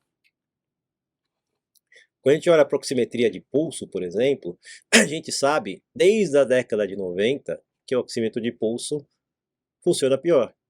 E aí, de novo, impactos do racismo institucional. O que fizemos com a oximetria de pulso funcionando pior na população negra? Nada. Então, quando eu vou ver a correlação entre a saturação de O2 na oximetria com a saturação arterial, eu sempre tenho uma relação mais baixa da saturação arterial com relação à saturação de pulso. Então, eu superestimo a minha saturação. Isso acontece muito mais na população negra do que na população branca. Tá? Isso me causa o que a gente chama de hipoxemia oculta, que eu vejo o oxímetro tá bom, mas na hora que eu vou para gaso ele tem hipoxemia, saturação arterial de oxigênio abaixo de 88. Esta hipoxemia oculta está associada a maior mortalidade em pacientes cirúrgicos, quase 3 vezes, e em pacientes em UTI, mais de 36% das vezes. E, de novo, a gente não fez nada com isso. Se fosse uma doença ou um fator de risco, a gente já estaria tratando. Mas o que a gente fez, manteve isso. O que aconteceu na Covid, eu continuava vendo ruim os pacientes com hipoxemia e provavelmente eu falhava no tratamento desses pacientes baseados numa hipoxemia através de uma tecnologia ruim que não foi modificada ao longo dos tempos. E eu continuo fazendo isso, tá? Então, aqui eu tenho novos critérios para a síndrome de desconforto respiratório do adulto usando a saturação do oxigênio. E por que que a sociedade American Thoracic Society foi mudar esses critérios? Para ter mais equidade, para ter mais acesso, que não todo mundo tem acesso à gasometria. Mas será que isso não vai me retardar ou me vai diminuir a chance de eu fazer o diagnóstico de síndrome de desconforto respiratório no adulto numa pessoa negra? Talvez seja pior, né? Então, uma coisa que a gente continua usando meio que sem um senso crítico importante. A boa notícia é que o pessoal das emergências clínicas está desenhando um estudo para tentar avaliar se isso interfere ou não no diagnóstico. Mas a gente já falou bastante da estrutura, falou bastante da instituição. Vamos falar um pouquinho do racismo interpessoal. E a pergunta do racismo interpessoal é: o que eu tenho a ver com isso, né? Isso é com a instituição, isso é com a estrutura, isso será que me atinge, será que tem a ver comigo? E aqui a gente fala, mas a gente não vê essa coisa de racismo no serviço de saúde, né? Então aqui já em 2007, um artigo mostrando que 43% dos respondentes a uma pergunta perceberam discriminação no serviço de saúde. Essa outra pesquisa aqui mostrando que essa discriminação foi feita por médicos e outros profissionais de saúde, também com cunho racial, tá? Mas a gente não pergunta. Essa pesquisa aqui em Ribeirão Preto, com 182 pessoas, perguntou explicitamente se o paciente já tinha percebido algum caso de racismo ou discriminação em serviço de saúde, tá? E mais de 70% das vezes eles responderam sim. Então parece que a gente não vê porque a gente não pergunta. Se a gente perguntar, provavelmente a gente vai ver. Agora, o que me explica uma paciente, uma gestante, na hora do parto, ter 50% de chance a mais de não receber nenhuma analgesia na hora da episiotomia, que é aquele corte que se faz na lateral da vagina para o parto. Isso não tem a ver com estrutura, qualquer mínima estrutura te dá essa possibilidade, eu não preciso de muita coisa, uma seringa, uma agulha e um frasco de lidocaína. Não tem instituição que fale para você no protocolo, ó, não faça analgesia para episiotomia. Se não for uma coisa interpessoal, eu não sei o que consegue explicar isso. E aí eu vou contar para vocês essa pesquisa do Poder Data. Tem outras pesquisas que têm o mesmo resultado, por exemplo, no Instituto Locomotiva. Então essa pesquisa perguntou para as pessoas se existe preconceito contra pessoas negras no Brasil. E 8 em cada 10 pessoas respondiam que sim, existe preconceito contra pessoas negras no Brasil. E essa pesquisa também perguntava: você tem preconceito contra pessoas negras? E só 3 em cada 10 pessoas respondiam: sim, eu tenho preconceito contra pessoas negras. Esta conta está longe de fechar. Então, por que esta conta não fecha? Tá? Eu vou pedir para vocês fazerem um exercício de segundos aqui, olhando essas figuras da esquerda e olhando essas profissões da direita, para ver o que a gente vê de correlação entre essas coisas. E o jeito que você faz isso tem muito a ver com o que eu falei lá dos nossos preconceitos. Se é um conceito, não é um preconceito, eu sei quem canta pagode, por exemplo, eu já sei fazer, ou quem joga bola, eu vou lá e já faço a associação meio sem pensar. Se eu não sei, a minha definição vai ser através de todos os meus estereótipos. E aqui, não importa se eu acertei ou errei, importa exatamente como eu fiz isso, tá? Como nós todos temos preconceitos e esses preconceitos são baseados em estereótipos, eu preciso entender que isto me leva a fazer algum tipo de ato discriminatório baseado nesses preconceitos. Eles podem ser explícitos. Então, na hora que vem o cachorrão correndo para mim, eu acho explicitamente que ele vai me morder. Eles são conscientes, eles são baseados em crenças, que podem ser crenças discriminatórias, valores discriminatórios, ele é explícito. E quando a gente olha para a raça, a gente sempre está acostumado a ver viés implícito e, obviamente, condenar o viés implícito quando a gente tem algum tipo de desentendimento, de briga, e aí as pessoas sendo agressivas com relação à raça, tá? Mas é muito comum a gente ver esse episódio de viés explícito, por exemplo, em piadinhas. Então, por exemplo, esse professor está levando um paciente para ser visto por um grupo de alunos. E ele fala que ele vai ser visto por um dos alunos e que ele vai entrar numa roleta russa porque um dos alunos é cotista. E a gente está sempre vendo essas piadinhas. E essas piadinhas provavelmente fazem parte do nosso dia a dia. E quando a gente olha para isso, a gente ou dá risada, ou se cala, ou vergonha alheia, mas não toma muita atitude. Mas isso é explícito, tá? E também tem a ver com o médico, né? Ou com o profissional de saúde. Nessa charge, a paciente pergunta para a médica ou para a dentista quando é que a dentista vai chegar. E a dentista responde que ela é a dentista. E ela vira para a dentista explicitamente e fala: você não tem cara de dentista. E de novo, nas 3 coisas, principalmente nas 2 últimas charges, eu não estou falando de raça. Mas é óbvio que isso é racismo, tá? E isso é explícito e é fácil condenar isso.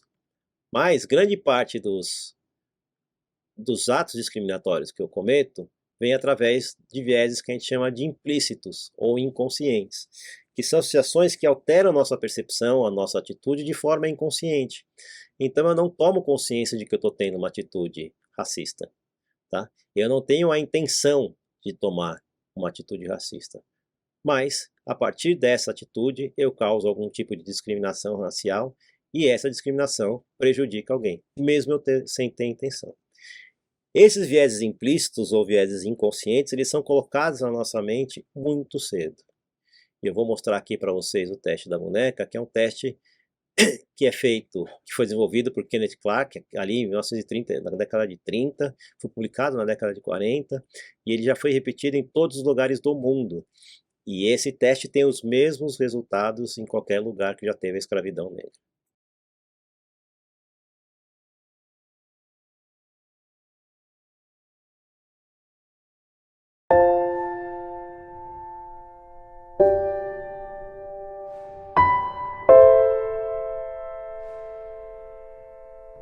Qual é a boneca branca? Essa. Essa. Qual é a boneca negra? Essa aqui.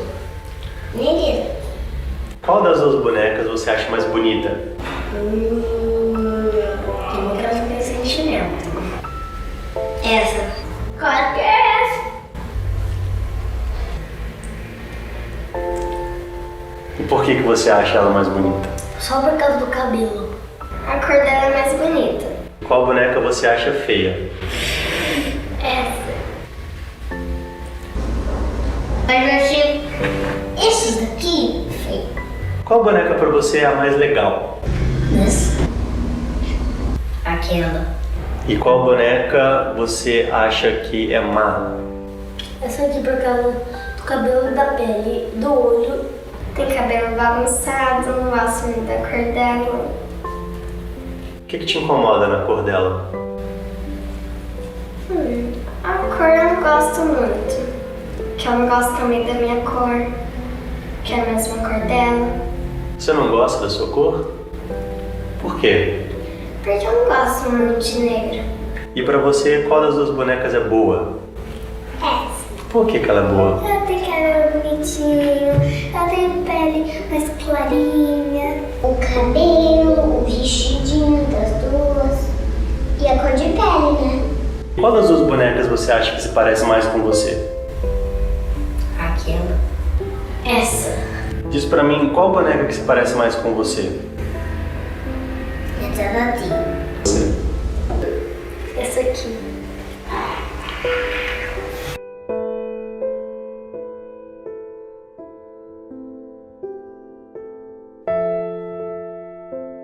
Bom, dá pra gente olhar, através do teste da boneca, o quanto cedo é colocado esse viés implícito na nossa cabeça. Se a gente for olhar pelo viés cognitivo, eu tenho milhares de mecanismos cerebrais que nos levam a ter vieses cognitivos, tá? Dividindo em partes com maior de afinidade, então se a pessoa gosta mais das mesmas coisas que eu tenho mais afinidade, então eu prefiro ela. Viés de percepção, tanto para bom quanto para ruim, ó, tá vendo? Não falei que essa pessoa ia fazer a coisa certa, ou tá vendo? Não falei que ia fazer errado, sabia que não ia dar errado. Quem nunca ouviu a afirmação, tem que ser preto, tinha que ser preto, tá? O viés confirmatório, então, poxa, eu olho para aquela pessoa e acho que ela seria ladra, ou que é ladrão, ou que ela seria má, e eu confio, ela faz alguma coisa, eu falo, ó, tá vendo? E confirmatório diferentes se ela fosse uma pessoa branca. O viés de halo e viés de grupo, que é quem está muito próximo de mim, quem está dentro do meu raio de ação, eu tenho uma preferência implícita por essas pessoas. E aí, obviamente, que se eu vivo num ambiente que é pouco diverso, e o ambiente da medicina e do cuidado da saúde, especialmente em quem tem poder de definição, esse ambiente é bem pouco diverso. Tá? É mais fácil de eu preferir pessoas igual a mim. E eu tenho estudos sobre isso, tá? Eu tenho estudos mostrando que profissionais de saúde, no geral, têm viés implícito de saúde, com relação à raça, mas com relação a várias coisas, gênero, idade, saúde mental, peso, HIV, usuários de drogas, dependência. E a gente usa esse viés implícito no julgamento clínico e no comportamento. De novo, sem intenção e muitas vezes sem perceber.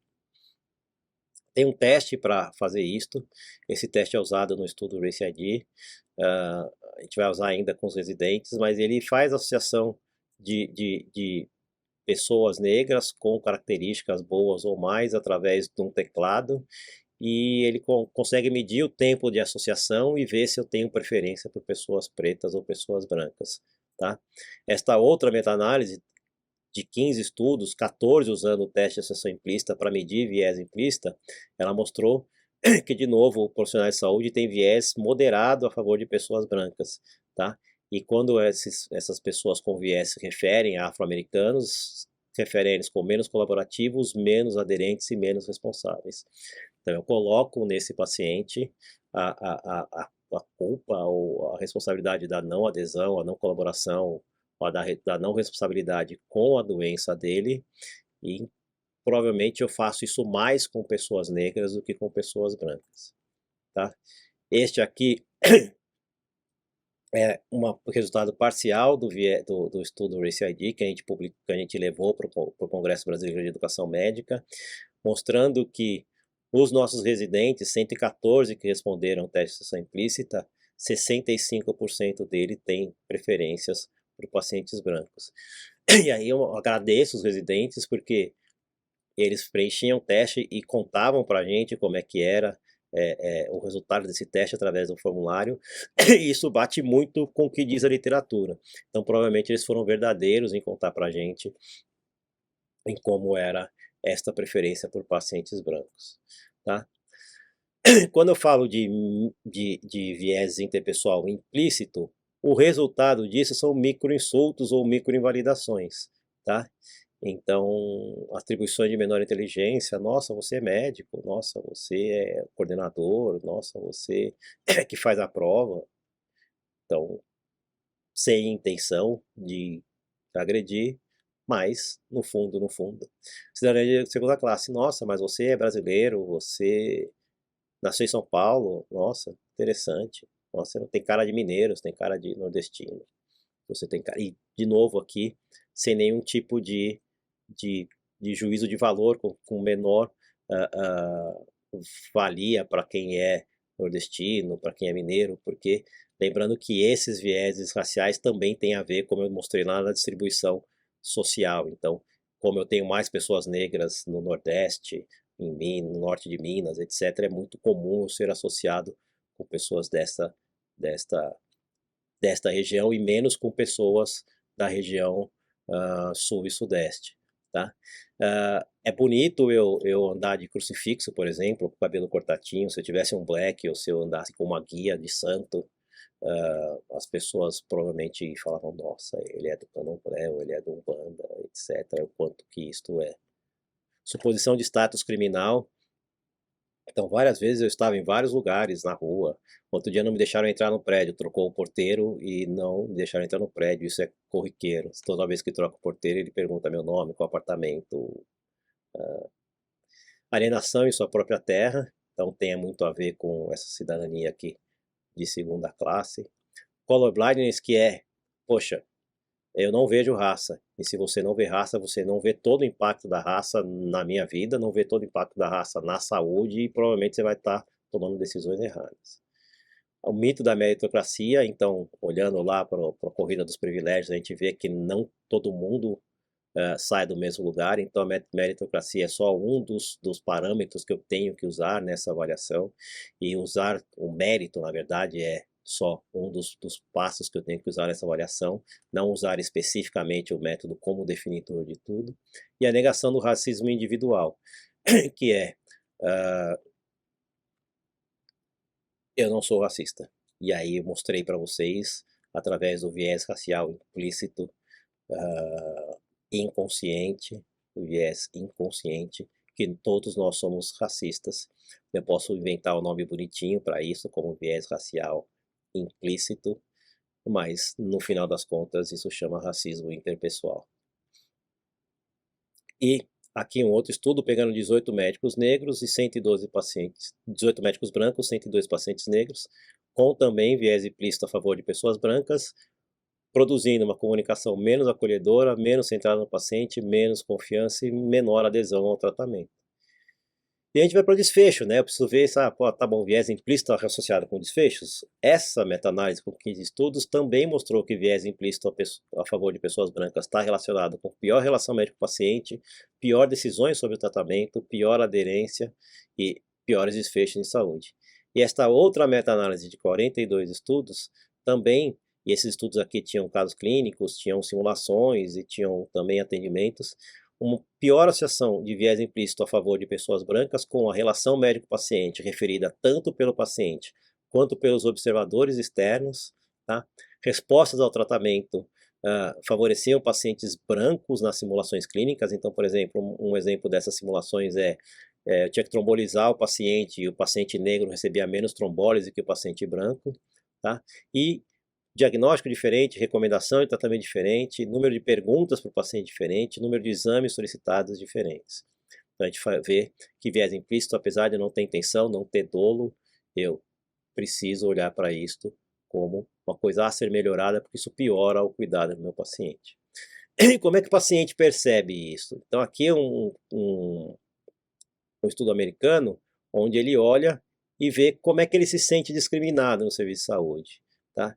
Então ele acha que ele não foi oferecido a ele o melhor tratamento possível, ele não foi encaminhado por especialista, ele não teve a oportunidade de conversar com o médico não conversou com ele, ele acha que ele ficou na fila esperando muito tempo, ele ficou para trás no atendimento de saúde, ele acha que não teve acesso a atendimento médico numa linguagem que ele compreenderia, etc. A gente consegue estudar também viés implícito. Então esse estudo aqui, em oncologia, em pacientes com câncer de próstata avançado, eles recebiam menor prescrição de opioide, menor prescrição de opioide de elongação e menores doses diárias de opioides, levando a crer que as pessoas têm viés implícito que a pessoa negra suporta mais dor. Mas mesmo assim, eles tinham mais rastreamento na urina para ver se eles estavam fazendo abuso de opioides, também levando em conta que o viés implícito aumentava a chance dele achar que o paciente abusava de opioide. O paciente negro hispânico abusava de opioide. E aí, finalizando, o que a gente pode fazer para melhorar isso, né? A primeira coisa, quando a gente fala de combate ao racismo estrutural, ao que está instituído, as regras do jogo, eu preciso entender melhor o meu conceito de justiça. E a gente é criado com o conceito de justiça, que é aquela justiça cega, com a venda, com a balancinha que tem que ser igual para os outros lados. E eu olho para a justiça como uma justiça igualitária, que consegue dividir melhor o que eu tenho de recurso para melhorar para quem precisa de mais recurso e também para não deixar de assistir para quem precisa de menos recurso, para eu consiga assistir a todos do jeito que todos precisam, tá? E aí eu vou colocar um pouquinho, como eu falei, um pouquinho só do Pacto da Branquitude. Esse Pacto da Branquitude, ele tem vários pontos e eu recomendo esse livro do Cida Bento para quem tem curiosidade. As pessoas que me leram e que me contaram, para mim também foi transformador, baseado em manutenção dos privilégios. Então esse pacto, ele fala um pouco de como, consciente ou inconscientemente, as pessoas brancas têm a tendência de querer manter os privilégios. Por isso a coisa da meritocracia. Então se eu saio na frente e uso só o mérito, é óbvio que usar a meritocracia me ajuda na manutenção desses privilégios. E qualquer coisa que você queira fazer diferente disso, por exemplo, como cotas, a gente está discutindo agora cotas na residência, então, por exemplo, a Unifesp está querendo colocar cotas na residência multiprofissional, na residência médica. Existe uma vitimização, pô, estão tirando a minha vaga, ou agora ficou mais difícil entrar na faculdade de medicina, ou eu não acho justo, porque o meu conceito de justiça é aquele conceito da justiça cega e da igualdade, não da equidade, e principalmente a ausência de responsabilidade na resolução da desigualdade, tá? Então, existe uma responsabilidade que é da pessoa negra, e muitos dos avanços que a gente tem é da luta da população negra, mas existe uma responsabilidade da pessoa branca também em trabalhar pela equidade, e enxergar essa diferença, essa inequidade, e trabalhar pela equidade. E a gente vê que o Pacto da Branquitude, ele é muito contrário a fomentar a equidade e manter o que a gente chama de igualdade, que na verdade a igualdade mantém as coisas do jeito que está, mantém o status quo, mantém a regra do jeito que está. Quando a gente fala para as instituições, aqui eu estou mostrando para vocês a Política Nacional de Saúde Integral da População Negra. Ela foi escrita em 2007, foi publicada em 2009, está na terceira edição em 2017, e a gente conversa com as pessoas e isso não está nas discussões nem de atendimento, nem de educação, etc. E ela dá a receita do bolo aqui. A inclusão do racismo nos processos de formação e educação permanente dos trabalhadores de saúde, a participação do movimento social negro, o incentivo à produção de conhecimento científico e tecnológico com relação à saúde da população negra, o reconhecimento de saberes e práticas populares de saúde, tá? O monitoramento das ações. Então, se eu estou fazendo alguma coisa em prol da equidade da saúde, que em prol da saúde da população negra, eu preciso monitorar isso. E nos processos de formação, informação, comunicação e educação que desconstruam os preconceitos e fortaleçam uma identidade negra positiva. E aí quando eu vou para ver, olhar quanto é que está isso, que está lá desde 2009 como política, esse boletim epidemiológico da saúde da população negra, que saiu aqui em 2020, me diz que 32% dos municípios do país tem algum tipo de ação que pode se encaixar dentro daqueles itens da política nacional, contra 27% que a gente tinha em 2018. Então, não aumentou muito. E quando eu comparo 2018 com 2020, só 12% dos municípios que tinham alguma política em 2018 tem em 2020. Então, além de não ter muita política, eu não consigo manter a política. Eu vou cada vez fazer uma política que seja pontual e isto acaba não trazendo resultado a longo prazo. E esse mesmo boletim mostra que, do ponto de vista de ter algum tipo de instância para conduzir ou monitorar essas ações, só 6,7% dos municípios têm uma instância específica para conduzir ou monitorar essa ação. Então a chance dessas ações serem mais constantes, mais perenes e trouxerem resultados a médio e longo prazo é muito pequena. Quando eu olho para a prática e vejo o racismo estrutural, e pensando no racismo institucional também, a gente precisa olhar o que eu posso fazer, né? Então, quando eu olho para o meu paciente, lembra que aquele racismo, lembra do vídeo do teste da boneca? O racismo é internalizado mesmo.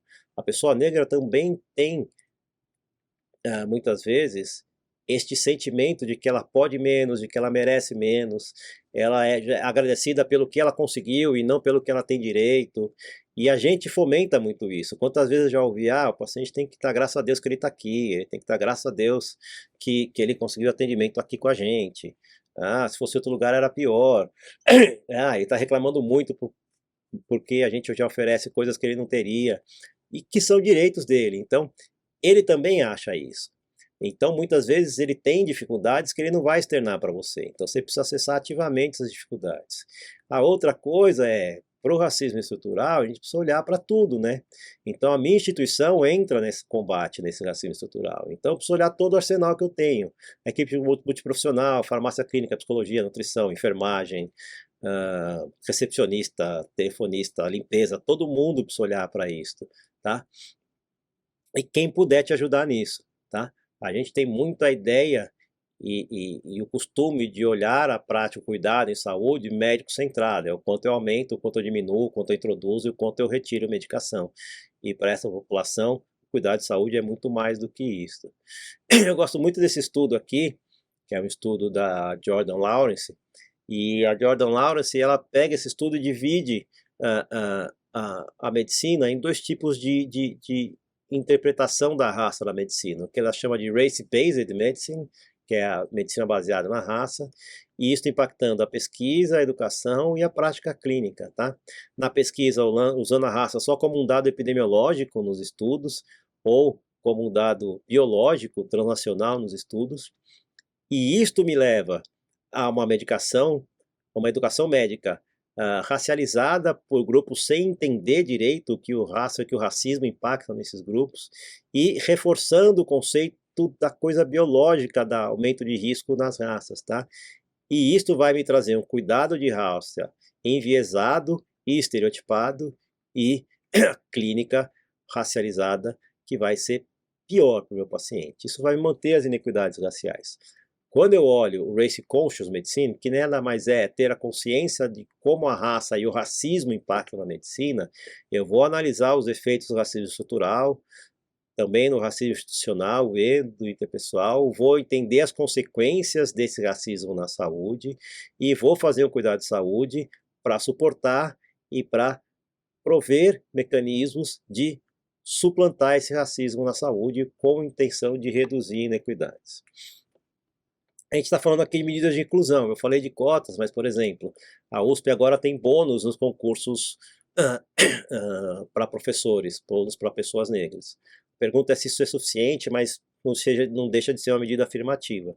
Eu posso ter critérios de seleção específicos, então eu posso querer uma vaga para pessoa preta, por exemplo. Eu posso fazer busca ativa de talentos. Eu conheço uma pessoa, eu estou precisando de alguém, alguém me fala, eu posso ter essas medidas afirmativas. A medida de pertencimento, tá? A gente fala da permanência, de novo, material, mas tem a permanência simbólica. Para ter a permanência simbólica, quanto mais diversidade eu tiver, quanto mais valorização dessa permanência, melhor. Então, quem já não ouviu nos corredores, antes ou agora, que, poxa, agora a gente está cheio de alunos cotistas e isso vai diminuir a qualidade da nossa instituição, apesar de tudo que a literatura diz ao contrário, tá? Então, valorizar essa diversidade, essa inclusão, tá? E a permanência também ter essa permanência simbólica, então isso ajuda muito estar contente com essa permanência das pessoas. E as medidas de equidade, então eu tenho dificuldades que são de capacitação, que eu não tive, por exemplo, eu nunca fiz um curso formal de inglês, então eu me capacitei de alguma maneira, mas a instituição, por exemplo, pode ajudar nessa capacitação. E a representatividade, quanto mais, de novo, diversidade e representatividade eu tiver, mais eu vou enxergar como fazer essas minhas medidas de equidade. Isso aqui é uma foto que foi publicada no New England de uma aluna em Harvard falando sobre o senso de pertencimento. E é engraçado que essa foto parece muito quando eu estou andando pelos corredores da Faculdade de Medicina. É exatamente isso que a gente vê.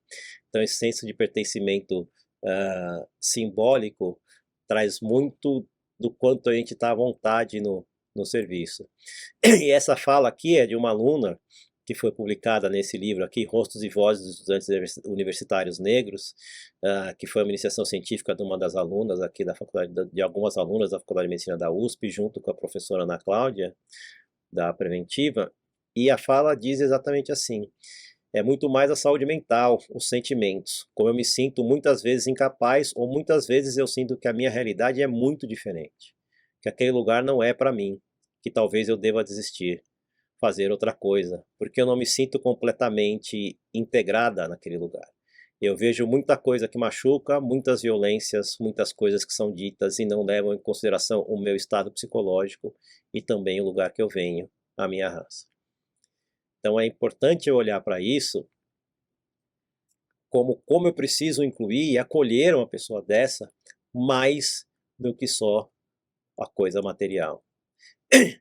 E a gente tem pouca diversidade, então isso aqui de 117 residentes do programa de residência de clínica médica que responderam esse questionário, 80% deles se autodeclararam brancos, 14% e meio pardos, 5% amarelos, e eu não tive nenhum residente que se autodeclarou preto ou indígena.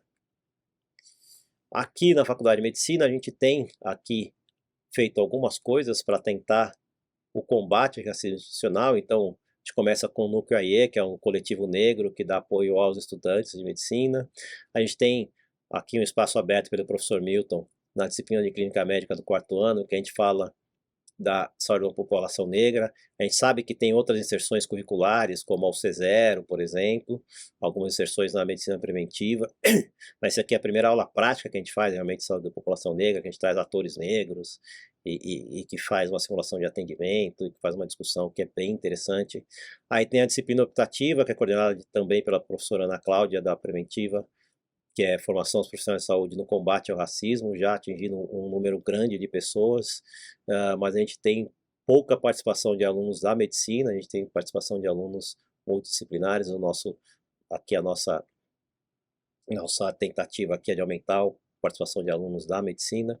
A gente tem a Comissão de Inclusão e Pertencimento, que é um braço da Pró-Reitoria de Inclusão e Pertencimento, que também tem suas reuniões e tem trabalhado bastante em prol da inclusão, do pertencimento e da educação dos pares com relação ao racismo na saúde. A gente tem um grupo de pesquisa, a RACID, do qual eu faço parte.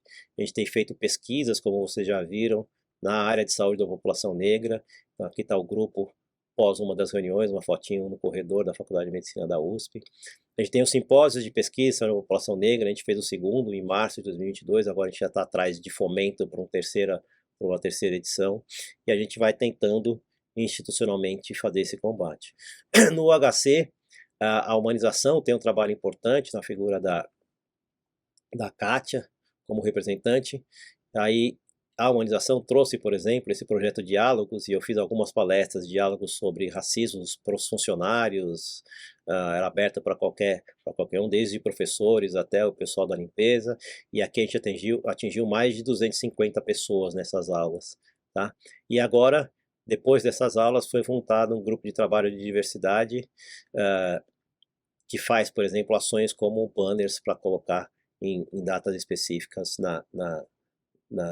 nos totens do hospital, e que estão trabalhando no diagnóstico racial dos funcionários do Hospital das Clínicas. Então tem coisas bastante avançadas, algumas começando, e quando a gente vê qual a importância dessa representatividade, né?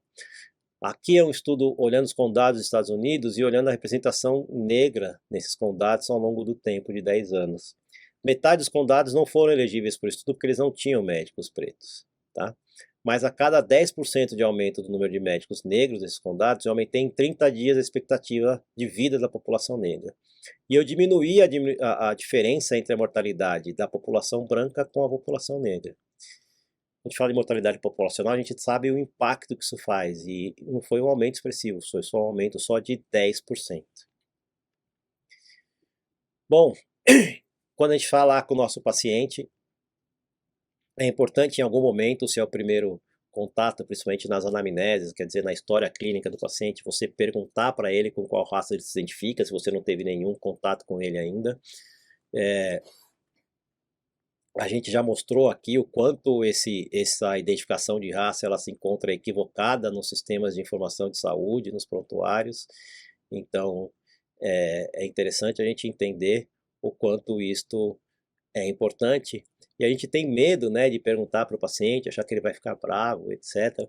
Mas se você perguntar de maneira correta e principalmente explicar para o paciente por que ele está sendo perguntado sobre aquilo, provavelmente ele vai ficar mais próximo do que você do que distante. 66% dos pacientes, uma pesquisa da Nacional de Saúde, disseram que a sua raça impacta em como eles experienciam a saúde. Então é importante dizer para o seu paciente que identificá-lo é importante para você entender como é que é a experiência dele no cuidado com a saúde. É importante para eu ter os dados adequados no sistema de informação de saúde para que, se houver alguma diferença, essa diferença pode ser corrigida tanto individualmente, institucionalmente, tá? Quando eu tenho dificuldades com o paciente, a contribuição familiar é importante.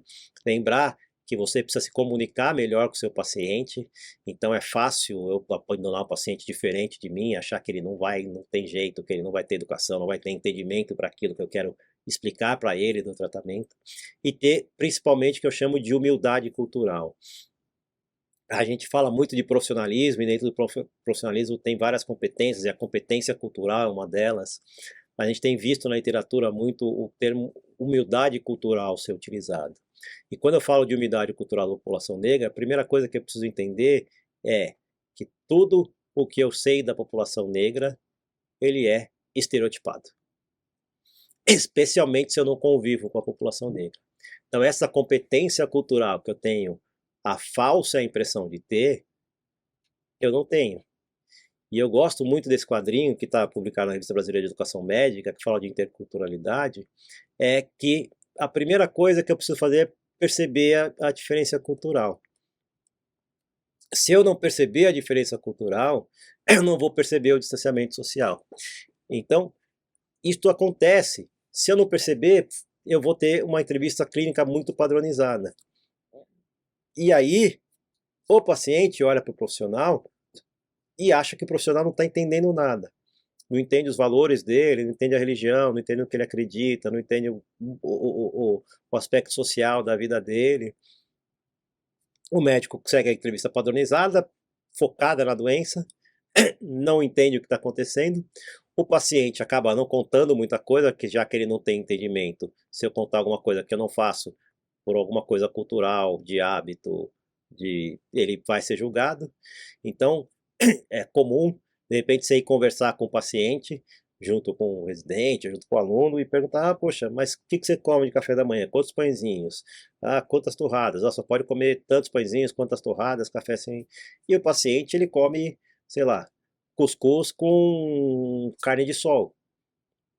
E ele nunca falou para o médico isso porque o médico nunca deu abertura, tá?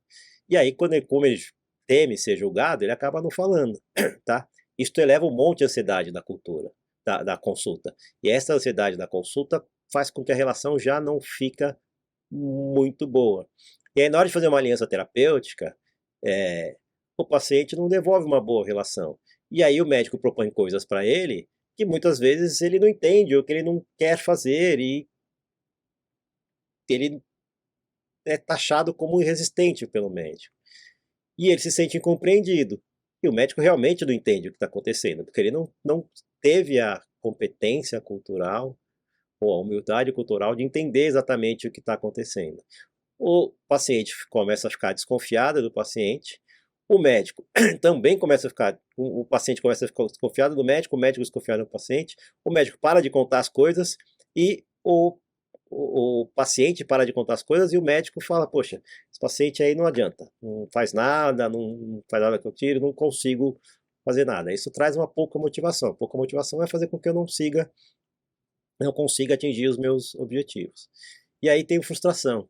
E esta frustração importante faz com que nem o paciente consiga se tratar direito, nem o médico consiga tratar ele direito.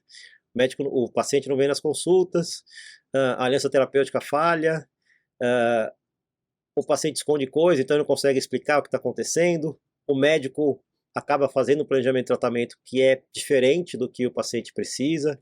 Então, quantas vezes já aconteceu, por exemplo, de internar o paciente e eu colocar todos os antipertensivos que estão na prescrição desse paciente, esse paciente chocar.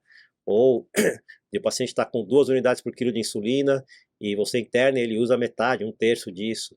Então, e aí os resultados do tratamento vão ser ruins, sempre piorando a saúde da população que é culturalmente diferente do médico. E aí eu vou lembrar que culturalmente o que a gente vê da população negra é estereotipado. E aqui, falando de novo um pouco da diversidade, o quanto você ter a congruência de raça ajuda. Então aqui nesse estudo, eles pegaram médicos brancos cuidando de pacientes negros e tiveram este tanto de complicação. E quando eu olho para médicos negros cuidando de pacientes negros, a complicação diminui pela metade. E olha que interessante, quando eu olho para pacientes brancos cuidados por médicos negros, eles têm uma mortalidade muito próxima da mortalidade de médicos brancos cuidando de pacientes brancos. Porque provavelmente a competência cultural do médico negro com relação ao paciente branco é maior do que do médico branco com relação ao paciente negro, tá? Antes de falar de racismo interpessoal, é importante a gente ver que tem vítima, tá? Então, a primeira coisa é acolher a vítima. Então, esta é uma reportagem do Jornal da USP que eu tive a oportunidade de comentar. E é de uma paciente que estava na UTI, ela perguntou para o médico se ela ia ter alta, e o médico respondeu para ela que ia conversar com a equipe e ver se ia dar carta de alforria para ela. Ela fez reclamação, ficou brava, etc. E o médico voltou para se desculpar, dizendo que era uma brincadeira que ele fazia para todo mundo. E até aceitando ou com medo das consequências dessa reclamação dela, ela foi dizer para o paciente, tentar explicar para o médico quão infeliz era aquela brincadeira. E ela ouviu do médico que até que ela sabia argumentar bem. Então, de novo, parece uma coisa que não se fala de raça, mas é um racismo totalmente explícito, inclusive achando que ela não saberia argumentar numa queixa que ela fez. Aí, no combate ao racismo interpessoal, a gente tem que pensar em diminuir viés implícito. Primeira coisa são role models. Então, quantas vezes a pessoa no qual você queria se espelhar tinha esta aparência, tá? Segunda coisa, atividades reflexivas. Então, reposicionamento de estereótipos, empatia. Então, para quem participou do Race ID e colheu o quesito raça-cor, esse exercício de empatia tende a diminuir o viés racial, interpessoal. E o aumento da convivência, diversidade. Então a gente tem pouca diversidade nos médicos residentes, mas a gente tem a oportunidade e o privilégio de conviver com residentes de outros países, tá? Que a gente chama do Programa de Complementação Básica para Médicos Estrangeiros. E esses residentes vêm de outros países da América Latina e de alguns países da África, principalmente o Angola. E eles trazem uma diversidade cultural e racial que é boa para a gente. Então a gente tem que agradecer essas pessoas estarem treinando com a gente. Quando a gente fala de adesão aos protocolos de investigação e terapêutica, é importante. Se a dor é 10, eu vou dar morfina, porque a dor é 10 e eu tenho que usar o opioide forte. Mas lembra que essa adesão tem que ser uma adesão crítica.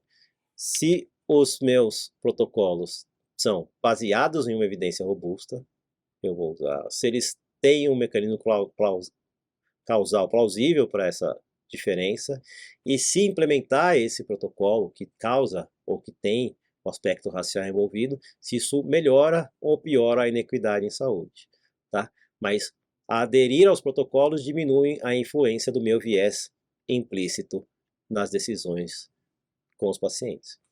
Feedback dos pacientes, então ouvir os pacientes é uma coisa importante. A gente não tem a cultura de ouvir os pacientes, muito menos com relação à raça. Essa campanha foi feita em 2014, por exemplo, no Ministério da Saúde, para não ficar em silêncio, fomentando a denúncia sobre racismo. E esta campanha recebeu uma moção de repúdio do Conselho Federal de Medicina, dizendo que a campanha sim era racista e que as diferenças de saúde eram basicamente determinadas pelos determinantes sociais de saúde, tá?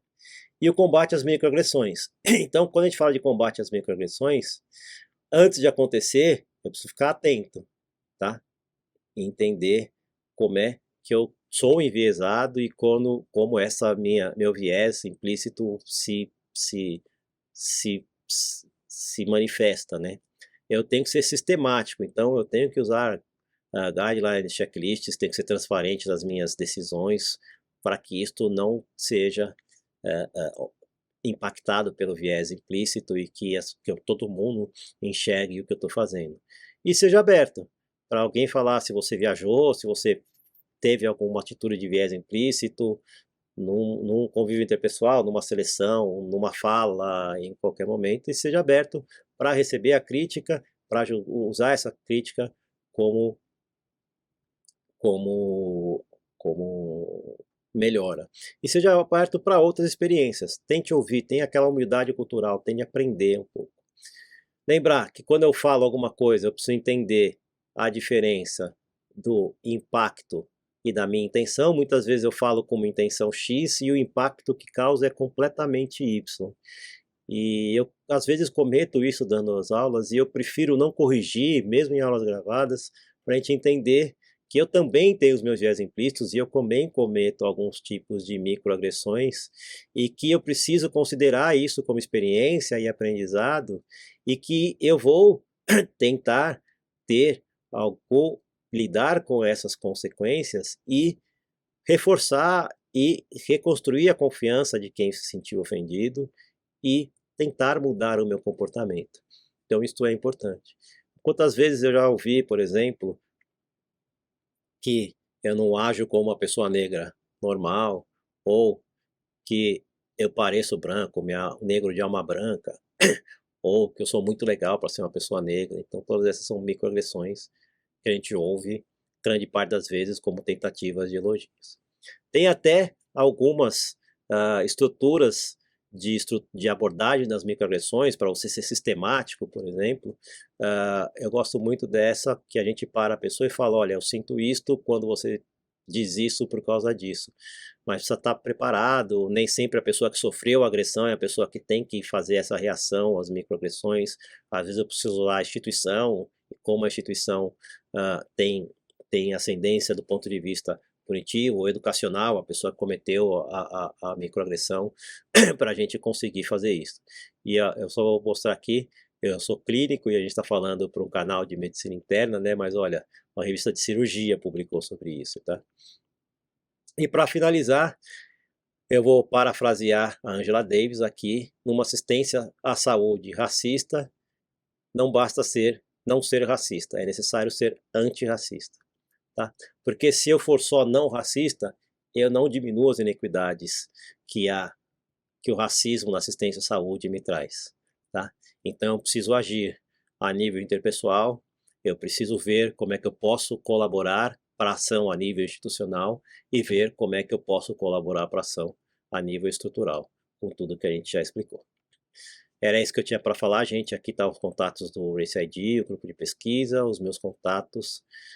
Fico à disposição aí para se alguém quiser fazer alguma pergunta ou fazer alguma colocação através desses contatos ou através do chat no YouTube ou do canal Medicina Interna. Vocês fiquem à vontade e a gente se vê. Até mais.